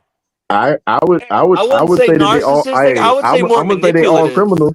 I say they all You criminals. got to be manipulative to be a Okay, well president, in my opinion. let me get well, back to my point because I didn't pull up to stay a long time tonight. I've just You been came over listening to here the to show. you Well, just came yeah, over here just to argue with me. Nick, this is what I wanted to say to you. Just because a person's parent was a drug dealer, that doesn't mean that they're Oh going to be a my drug god. dealer. Just because a person's parent was an arrogant SOB, that doesn't automatically mean that that same player's son is going to be the same thing. And the Fact, example I was going to give you fact. was Joe Horn, who was one of the most arrogant, narcissistic, conceited, and confident motherfuckers that ever played in the NFL. But is J.C. Horn like his daddy? No. I ain't saying they. no, That's actually a Yeah, great that's the example. point I was no, gonna make. That's a great So example. and don't I do and I that. Don't do that to them boys or his daughters without knowing if they actually personality wise, like Poppin just said, or anything like their daddy. You don't know them. yeah, You don't I know don't that. think Shiloh's anything. I don't think Shiloh's arrogant at all. I think he's very happy go lucky. But let me say this one thing because I know Claire's trying to go. I wish Bryce Oh, showed a Damn, little what bit of the hell? arrogance. I wish Bryce showed a little bit of I arrogance, and admittedly, yeah, me too. I also like a little bit of arrogance if you're great because you Hmm. don't backed it up. So I'm not mad at it, but Well, I don't know if my it's quarterback, damn sure got it. I like that in him. I like he that got in him. he got a little to him as well. You know what I'm saying? Cause he say he from Yeah, Tampa, yeah, so yeah. I He mean said I don't know if that's he arrogance told or that Cowboys confidence. fan. He told that Cowboys fan. He said, "What you call me? Yeah, Bitch, yeah, you he finna did. get slapped. You finna get slapped over here at this stadium." But But I wanted my to bad, calm Claire. that. Go ahead. I wanted to calm that shit down No, you're because good. I wanted to calm that shit down because you'll make yourself a target for these fans out here trying to pick up an easy check around the NFL. He need to Yeah. calm that shit there down. Don't be talking to And no Hey, fans. they gonna fuck Lamar was about to do it Yeah. to a fan the other day. Yeah, you the face of a franchise. You let that damn cornerback that's walking with you say that shit. You don't walk over there and say it. But that speaks to how fucking diabolical people are now, man. Like Oh you yeah, gotta yeah, pick fights with people and shit to try to get at their money. yep. Man, motherfuckers need to grow up, bro. Charles Barkley was But always a target. Twan, the guy only repeated what he seen on the screen. It said Yeah, Michael Pennis. yeah, yeah. And he only It's Michael corrected him. Penis. He said I mean, Penix. the boy can read. He just Yep, called it what he see. Oh, yep. I put that shit up. You know, when Red Swan was on the show, I was like, Oh what the yeah, fuck oh is yeah, this? yeah. Nick did, all y'all did. It's good. But listen, if anybody think I wouldn't call in him that that shit in boy's person 25 though, in Swan. 25 years, if you think that's the first time that motherfucker has heard that growing up, come on, man. Come on, man. So somebody, yeah, man. I wouldn't call him that shit in person. That Yeah, ain't he no gets reason for tired of him. hearing it. Listen, He gets tired of hearing it. Actually, that's Yeah. why he said something to the fan. He gets tired of hearing it. but listen, Can you blame him? listen. Shit. No, Yeah, no, like you gonna and fuck see, with my name, bro?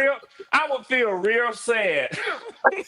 Listen, and I know this girl that he's engaged to. She gonna marry a multimillionaire, a starting quarterback in the NFL. But she might better think about that shit. She better hyphenate her last name. That's all I'm saying to help her kids out. Damn, You are horrible. You are a horrible I'm individual. just keeping it real. Cause Shit, she gonna Listen, love it. listen, She gonna love it because that's listen. her Penix. she Just might. because, Popping, you wrong, Popping. Damn, just Pop. because, Yeah. just because half of Let the me population are read this idiots and super chat. they like to find anything to pick on, doesn't mean that she should change what you got. Like that's just dumb. Got you. Let me It's read dumb. this super chat. Hey, shout out to Flame for Jesus with the $5 super chat. He said, everyone stay blessed and stay safe. You too, brother. He said, I am going to let my phone charge and listen on my TV for a bit. Shout out to Flame for Jesus. Shout out to Appreciate you, Shout out Flame. for all Flame. the comments all night. Thanks for all the donations, man. It's been a good one, Like, y'all. Good appreciate show, it, man. Flame, bro. Go ahead. Good show, good show. But yeah, hey, I ain't say she need to change the name, Nick, but she might ought to consider hyphenating that shit. That's Nah, all I'm forget saying. that. Take that man. What's her Take that first name? man's name. Don't nobody just because somebody want to be an idiot and call that man's his last name something else. I Like said that's just they hyphenate just your last idiots of the name. You world, shut the man. hell up. If she was my What? daughter, I'd tell her you hyphenating that last name. Hey Nick, my wife's last name is hyphenated. Then that's fine. Yeah. Hey, I used to go to school with a girl. Last name was Roach. Well, she used to catch Damn. hell. Hey, Yo, I listen. mean, Hey, damn, hey, your mom. Nick. Hey, you shouldn't be a roach. You know what I mean? Like some people gonna catch it, bro.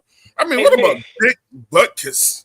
I mean, you know Yeah. he was in fights every fucking day, bro. Hey, Nick. You know how in the military they take the first initial of your first name and your last name, and that's what, like on your uh on your Name lapel. tags Yeah. Name tag. So I was I was stationed at Fort Drum with this dude. His in name was Gaskin. Thomas. His name was Thomas Rash. So T-Rash. trash was on all his shit. You know what Oh I'm saying? So we was yeah. like, damn, man. T-Rash is trash. Yeah. But they might have called him trash. First of all, your Did any mom of and y'all dad. How about your mom don't any name of you y'all Dick? How about that shit? You know, you really any of set me y'all up. any of y'all Oh yeah, check yeah. on Howard? Make sure he doing okay since No, Howard didn't Plumber is disappear gone. because he owed people money. Wait, what Oh happened? damn. You know Oh, what? I don't even want to know. Not true. Not true. Not true. Howard ain't ducked nobody. He Not ain't not Claire. disappeared. Howard loved Plumber, and so when he got cut today, Oh my goodness. everybody sending him Mm. cards and I mean, Nick, I you do. said that's not tissue. I, true. I will say Who hey, this you though. telling? son, With Listen, hold you up. got to Hey, stop. son, You you got to said a stop lot of acting like people. Captain Saberho. Okay, You Red. said okay, a lot of Nick. My people that bad. owe My people bad, money, soldier. they suddenly You get got to get missing. stop acting like My Captain bad. Saberho My because that bad, man. Sarge. Damn, Sarge. I told you my bad. All right, all right. You ain't. Boy, You Red, gonna have me in you the over, front leaning wrist. Red, you be doing like, come on, man, Red. Hey, I gotta ask Nick. Hey, Nick, were you in charge of any men in the military? You said you was Oh a hell general. yeah, hell yeah. Dude, I was a senior non-commissioned officer. I was in charge of a lot of men.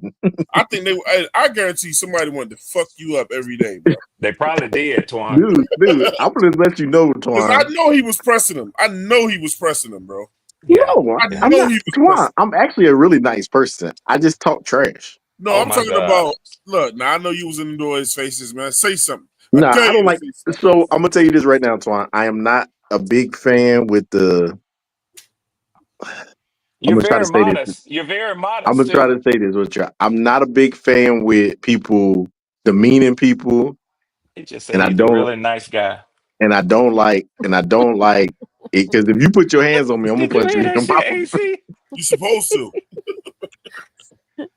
So I'm not that type of person. I was never Nick. like I can count on two hands how many soldiers I ever really truly yelled at. Well, Nick, I know you're a good guy, bro. Because I wouldn't fuck with you. I mean, I Yeah, know No, that. right, no, I'm Twan. just telling you. I'm just saying my leadership style was never to demean people because I don't like to outright because one, I didn't like to be demeaned. So I ain't never want to do it to nobody else. I'm gonna tell y'all like So, this right now. When Did I you get talk on the me the phone, mean a lot in your life, Nick? yeah, look. When I talk to Nick one on one on the phone, so on. Hey, look. I don't even know who this guy is. He's the kindest. You can have any conversation with fucking Nick. I It believe it. just it's a motherfucker. Look, then you it's a give him a button he microphone it's a and button he hits when you put a microphone in front of his ass. Yes, yes, that I believe. That I believe. Then he out here searching for fights and shit. And then who me? Why y'all don't get no me? yeah. He want to play that victim shit. not a But victim. but Nick, I'm gonna tell you I'm something about completely. me, Nick. Nick, I'm a Huh? fighting motherfucker, and that's the truth. Don't I ain't gonna tell you no lie, and I'm gonna tell you why.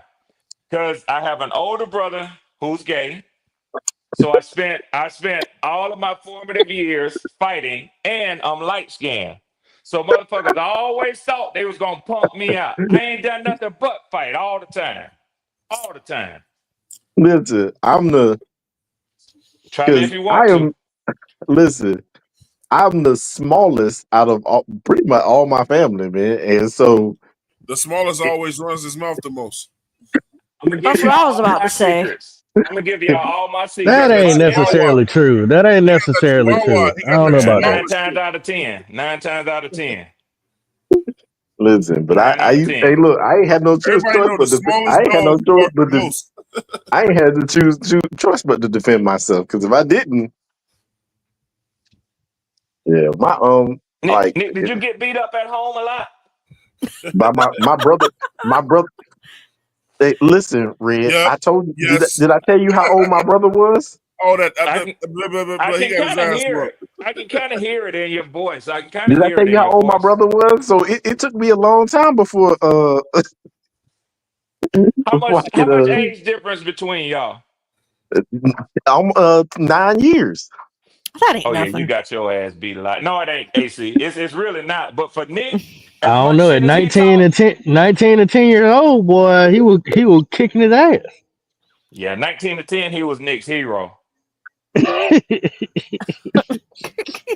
Because he was God. getting the hell away from mama and daddy before everybody else come to you. Like, damn, he Maybe. lucky. I Maybe don't. he might have to be Oh, the babysitter, and Nick kept getting in the yeah, shit, you're and he was right, like, Pop. "I'm He whoop might have been your ass."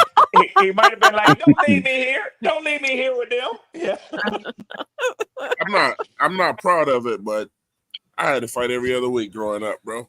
I mean, I believe because it. I somebody in New believe York it. City is always gonna test you, always gonna say something to you. I mean, I lived in a neighborhood where it was a challenge getting in and out of that shit every damn day. You didn't know what grown ass motherfucker was gonna fuck with you or asking 10-year-old kids, you got any money in your pockets, bro. You gotta grow up too quick up here. Yeah, I can believe that, man. I can. Too many motherfuckers in a small space, man. Yeah. Hey, why we got Red on here? Red, who are y'all cutting today? Oh shit, man. Red talked about this cuss the other day, didn't he? Yeah, I did. Only notable cuts that we've had It that was some y'all would damn say nobody. is, yeah, nobody's. Morgan Fox, y'all, because y'all had him starting for us. So, that's probably the one that y'all will remember. Yeah, Morgan Fox done But play for everybody. But Yeah, Chargers, Panthers, Morgan Fox have been to like 6 teams South. in the oh yeah, last yeah, yeah. like He's a journeyman. He's a true journeyman. So is Kenny Pickett. He only been in the league for 4 years.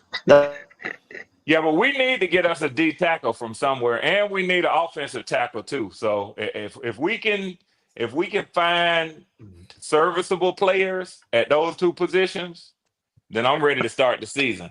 But hey I'm Claire, yeah. concerned Everybody we I about cut listen, today, I listen, was Red. not surprised. I tried to tell these people, man. People was like, "Oh, we need to trade to get a linebacker." I was like, "Dude, any linebacker that's gonna be notable coming out right now, they're not gonna be better than No, what we already have."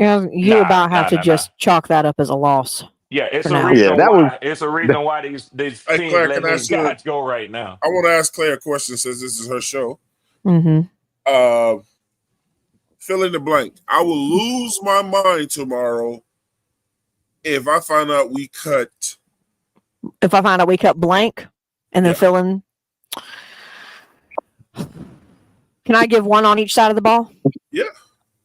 Jimmy Horn Yep, and Corey Thornton. Mm. yep. I'm with you on that. That's 100% hey, that's agree. that's a good one. Who's the second? That's spot on. What about y'all though? And what about you, Swan, with the Falcons? Yeah. I get mine out of the way quickly. Same as with AC on each side of the ball, Nick Nash and Kobe Bryant. You just had to say Nick Nash. If you Yeah, if they yeah. cut Nick Nash, bro, I tell It's us to gonna be every team hey, lined up, and that's it. listen, I'm Yeah. telling you right now, if Even teams Nick that don't Nash need a receiver, they'll just go after him. Well, same, listen, same. no, I but this feel is the what I'm gonna same say. way This is about what I'm gonna Jimmy say, Horn. Claire. I'm gonna say this, Yeah, Claire. If the Vikings will they pick him cut up. Nick Nash, I'm gonna say buy Adam Thielen and let's go get Nick Nash. I think Adam Thielen's still going to get traded. I know there's some people who think he won't. I genuinely think he's going to get traded still. It Dude, just you see makes I them too said it much mugs? You see them sense. mugs? mid-season. I Them said mugs is loading up mid-season. with picks, bro. It just makes Yeah. too much sense, AC. It just makes Claire, too much sense. here's another Hmm. one. Okay. Oh, is it going to be if we keep a certain person, I'll No, lose no, my mind if this yeah, person look. makes the No, roster? no, Because here that we would go. be Here we go. Here funny. we go. This is for everybody too.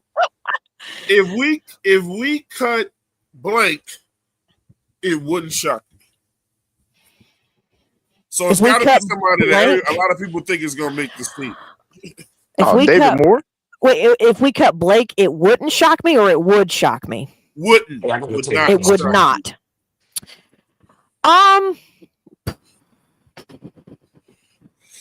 I'll do both sides of the ball again, I guess. I think it wouldn't shock me.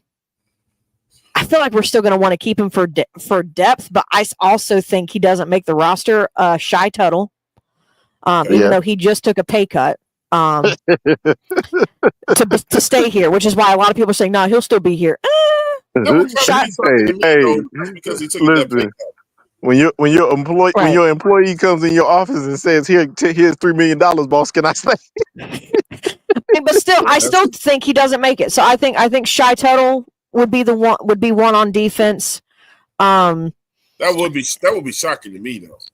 Really? I mean, the motherfucker. Nah, that ain't gonna be no shocking. That ain't gonna be shocking to me. But I don't see it happening. I mean, he didn't have to give his fucking money back. Like, do I get my money back now? I mean, I still think I don't think it would be that shocking. I'm the fat kid at the snack thing on Friday with Big Perm. Like, hey, they give me my money back. And then on offense, as far as who I feel wouldn't be shocking on offense, that's almost harder. Please say it. Oh God, you're begging me to say a certain person? That's scary. It's gonna be my person. I think it depends, though. Put it this way: if we trade Adam Thielen, then it's going to be David Moore, and it's going to be David Moore who gets cut. If we don't trade Adam Thielen, unfortunately I think it's going to be Hunter Renfrow. If Hunter Renfrow, those are the two people. Those are the two people right now who I feel are on the roster bubble and are very contingent on what happens to Adam Thielen. That's me, in my opinion. If Hunter Renfrow gets cut, it's gonna break a lot of motherfuckers' heart. But it will not be. I'm gonna tell you this though, Claire. I don't believe with the way that they've been protecting Hunter Renfrow, I don't think he's gonna get cut. And he may not. Hey, Claire, I think it might be. I think throw up the chart, Claire. Huh? I want to be respectful of your show. I mean, do you mind if I throw that the depth chart up? Oh no, by all means, go ahead. I want to answer that question while you're doing too. that, though, I will be right back. Hold on one second. Okay, while you're doing that, gotcha. That'll be 10:58. Hey, go ahead, Pop. So on defense, I wouldn't be shocked if DJ Johnson gets cut. Bye. I wouldn't be shocked either. I don't think nobody's gonna be shocked. I'd be shocked if he makes the roster. Pop, I ain't even gonna lie. I would want to go click back onto that show just to get my damn get back for when they got rid of Jamie Robinson. I bet. I was waiting for this day. Hey, it's coming. It's coming. You never know. I wouldn't be surprised if DJ Johnson gets cut and they replace him with Nkun. And as far as offense, I have two nominees. Blackshear, I wouldn't be surprised if he gets shot. Ain't nobody gonna be Blackshear gone, bro. That ain't even no surprise. Bye, Blackshear. Bye, Felicia. Well, that's what I said. He said I won't be shocked. I wouldn't be shocked. He said he wouldn't. I want to be shocked. Yeah. That's why I'm answering the question. I wouldn't be shocked if Blackshear got cut, bro. I mean, because Trevor Etienne just looked way better at kick return. And then they pretty much was carrying black shit off the field last season. So yeah, he don't protect himself very well, man. That mug. He's not a running back, man. He's not a running back. He's a small wide receiver. I promise y'all. Yeah, he don't even brace himself for the impact when it comes, man. That mug, like, his running style is not conducive to play the position that he plays. Hey, Kitty, shout out to Kitty. She said, I'm loving all the AC respect. She said, shout out to the ladies. Like the video. when Claire gets back, I've been trying to set up, with Claire, it's just like with the timing, we got to get the timing right. I've been trying to get with Claire so they can, so we can get a couple of like all female shows. You know what I'm saying? Where the ladies just sit down because I know damn, what's her name, Pop? Shanika? I hope I ain't got hunts. Yeah, Shanika. Yeah. Shanika said she was down. I know with Claire. It'd be dope, Kitty, if you could come through, you know what I'm saying? And y'all all just, let hear from the ladies, bro. I know the fellas will sit back, I would love to see that shit, bro. You know what I'm saying? Listen, then I ain't got to argue with boneheads like you. They ain't gonna let our ass on anyway, so, and they should. They should leave us the fuck out of it. Because Nick could come in there, I don't know, man. I think the guys might, man. No, I would not. It's my opinion. I argue. Listen, most of the times y'all actually be arguing with me, and I just go back and forth with you. Most of the times y'all start it, and I just finish it. That's what an arrogant motherfucker would say. That's the Hey, truth. hey, so Man, what's the purple for? The purple is for practice squad? They didn't know what to put Oh, at special the teams. Special time. teams. Okay, I see it. oh yeah, this is this is the thing, Pop. Yeah. This was the one we did, so we're gonna clearly have to update that shit tonight. It says starters was in blue, and this is like a month ago. Cut from the team is in Shoot, I don't even red. know. I don't even know. They might pick up another Hey, some of these quarterback guys if we they was didn't already right let about. Bryce Perkins Oh, leave. you get Yeah, bright. The practice team is getting green. And bro, for the record, I was the one that put Jack Plummer on the practice team, bro. I don't even know who the fuck Ethan Garbers is. I mean, was actually on our team? And special teams is the guys that were gonna make the team through special teams was in purple or whatever that shit is. Lavender. Dude, Dan Chinchilla, boy, that mug was gone. That mug he couldn't get healthy from the get go. He didn't even get an opportunity. So I mean, y'all think everybody in blue still good? let's see. Everybody in blue. Let me see. I don't think Andy Dalton's safe. I think Adam now is a question mark because of what's going on with him. He might get traded. I mean, I don't know. He might get traded.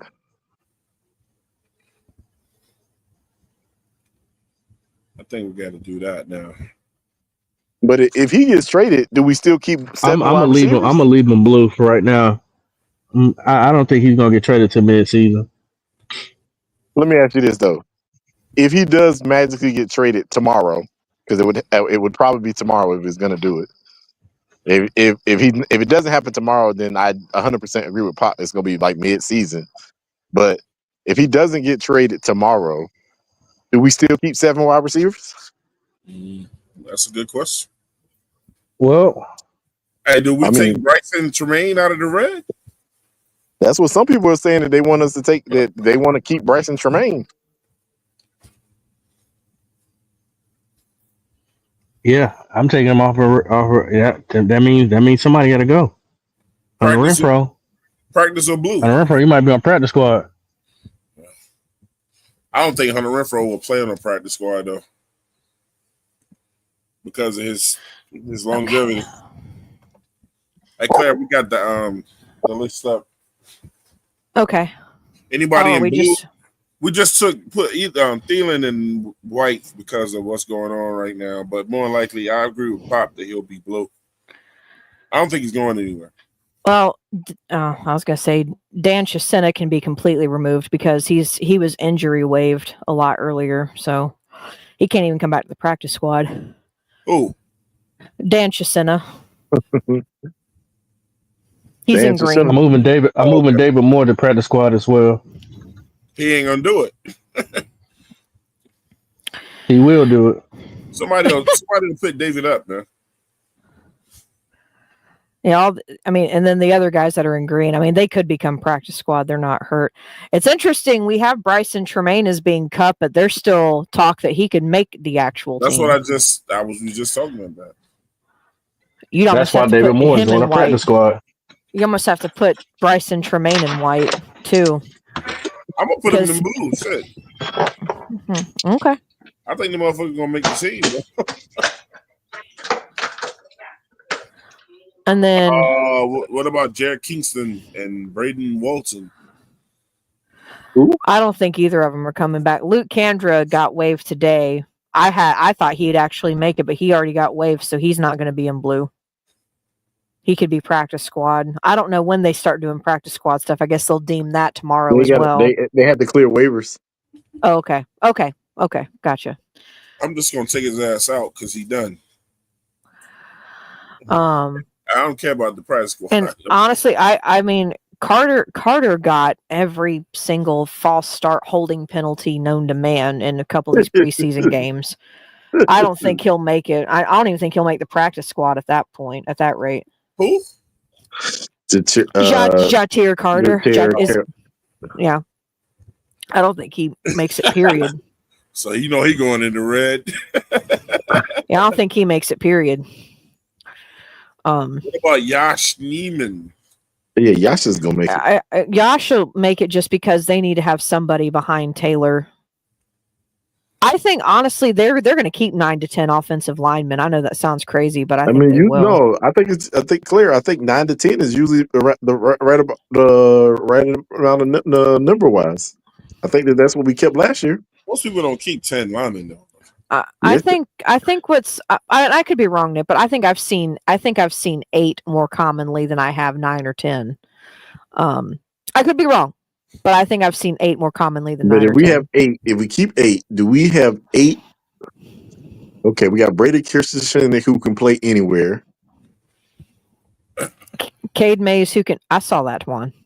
Yeah, I just put it up there because we're gonna have to come back to it tomorrow. I mean, Cade Mays, he's done well more so at center than he has either guard position. As much flack as Chandler Savala got, I don't think that's warranted. Because Chandler Savala, believe it or not, last year did very well. He improved. I think he did. I think he got improved better. dramatically. You know. So that means if the names that we are talking about, that means we keep it 9. It sounds like it. Yeah, it would be 9. I think at that point, because you have your 5, and then you've got Brady, Cade, Chandler, Yosh. So 9. Yeah. Glad we got rid of his ass, bro. And our boy Pop said somebody better check on Howard. Yeah. Now here's the interesting question. I don't know how it works when it's someone coming from a different organization, but could Bryce Perkins still make the practice squad or no? Yes. Is that he can? Okay. I didn't know how that worked because technically he came from the UFL, so I didn't know if there was a separate set of rules. He just has to clear waivers. Okay, so he's treated just like any other normal. Okay. Yeah, he's treated as any other player. The only difference is he's not a undrafted free agent. I guess they count him as a veteran player since he was on another team at one point. Maybe. We keeping Mitchell Evans? Yeah. Okay. We just drafted him. Hell yeah, in the 4th round. Hell yeah, he's staying. I think you got to keep him because Tommy Tremble never stays healthy. Yeah, he's in the 5th round, not the 4th. Well, either way, I think you keep him just for the sheer fact that even though we just paid Tommy, I mean, he's proven so far. What they've said is that he's really proving to be probably the best blocking tight end out of the 3, even Tommy. So we'll see. All right, so LeBron Ray. There's an argument that could be made that he could still be here, like as in the blue, but I think yes, we have to, especially if God forbid we actually put fucking Turk Wharton in at nose tackle. God help us all. Jesus, take the wheel. I'm gonna go ahead and do this. I'm gonna get big balls and do this. I Good. think That's what I said. young. I think Shy Tuttle. It wouldn't shock me. Another I don't. one. I'm just saying that I'm puzzled because I'm gonna do this. I think what you got going too. Gave money. He gave me. I don't. I will see. Don't be shocked. That's all I'm saying. I think Crumity might be going too. I've pondered that myself. I'm gonna actually agree with that too. I actually feel like Crumity and Shy could both be on that bubble, kind of. I think Crumity is out of here. What the hell happened to? So Windman is already out of here. Jacoby Windman got. Yeah, Jacoby Windman's gone. Best case scenario, he comes back to the practice squad. I really don't see him. He's not going to be. Nobody's going to pick him up. And you can go ahead and mark out Tua CV in the red. He's already on the practice squad. Yep, and you can Tua CV. You can have him. He was released forever ago. Yeah. And John Radigan wasn't John Radigan. Good God in heaven, wasn't he also? Didn't he get released today? No. I don't. No, he didn't. He's a special teamer though, but no. Is he going to be our new gunner? Is he going to be our new gunner? Is that what his role is? That's what we have. Probably. I figured it would be him or DJ. What's his face? Johnson. Bro, we didn't do bad, bro. We got these people where it was going to be a month ago. I think DJ Johnson cut Aries. Oh, I think. I mean, well, we'll see. We already got him in the red. In the red. Yep. That was Evero's guy, so we'll see. Hey, Pop, we said a month ago he wasn't gonna make the team. And honestly, how you see how this linebacker room looks right here? That's outside of keeping John Radigan, I could easily see that this is what. You know what though? Just because he's actually played well since he's been here, unless he got released today too. To me, he actually did fairly well, just based off of how he was rated and graded in the last 2 preseason games. Ooh. Did Chris Barnes get released? I think Bartholomew gonna get cut too. Put his ass in red. Oh, Shamar Bartholomew should get cut, in my opinion. I'm not the biggest fan. Where is that list? Lathan Ransom is safer than safe. Lathan Ransom is already proving to be. Thornton need to change Corey Thornton's color. Oh yeah, I'm doing this. I'm doing this because I just want them to do this. Talk about the surprise! Oh my God, Twan, you know good. But we know that ain't gonna happen. But anyways, hey, yeah, no. So Chris Barnes is still on the team. I was gonna say he played well. He actually in the last 2 preseason games, he was either the second or third best graded player on the defense in both games. So he's not on Corey here Thornton. because he's in blue. He better be in blue. I'm sorry. Corey Thornton need to be in blue, and he need to be moved. Oh, we had him in red because we didn't know much about him then. So he's been the biggest freaking surprise, man. We can bump him to blue, bro. Jack Henderson's already been cut. So is Isaac Gifford. We had them on special teams. No, practice squad. They're undrafted free agent rookies. Practice squad. And they may. Yeah. What about Bam Martin Scott? Just for the sheer fact, I mean, I think Chris Barnes goes here before Bam does. It's either that or Claudin goes away. I mean, I don't know. So what do y'all think between Claudin and Bam? Which one is going to go first? Ain't Claude hurt? Is he? I thought he was hurt. I mean, you might be right. I don't know. I have no idea.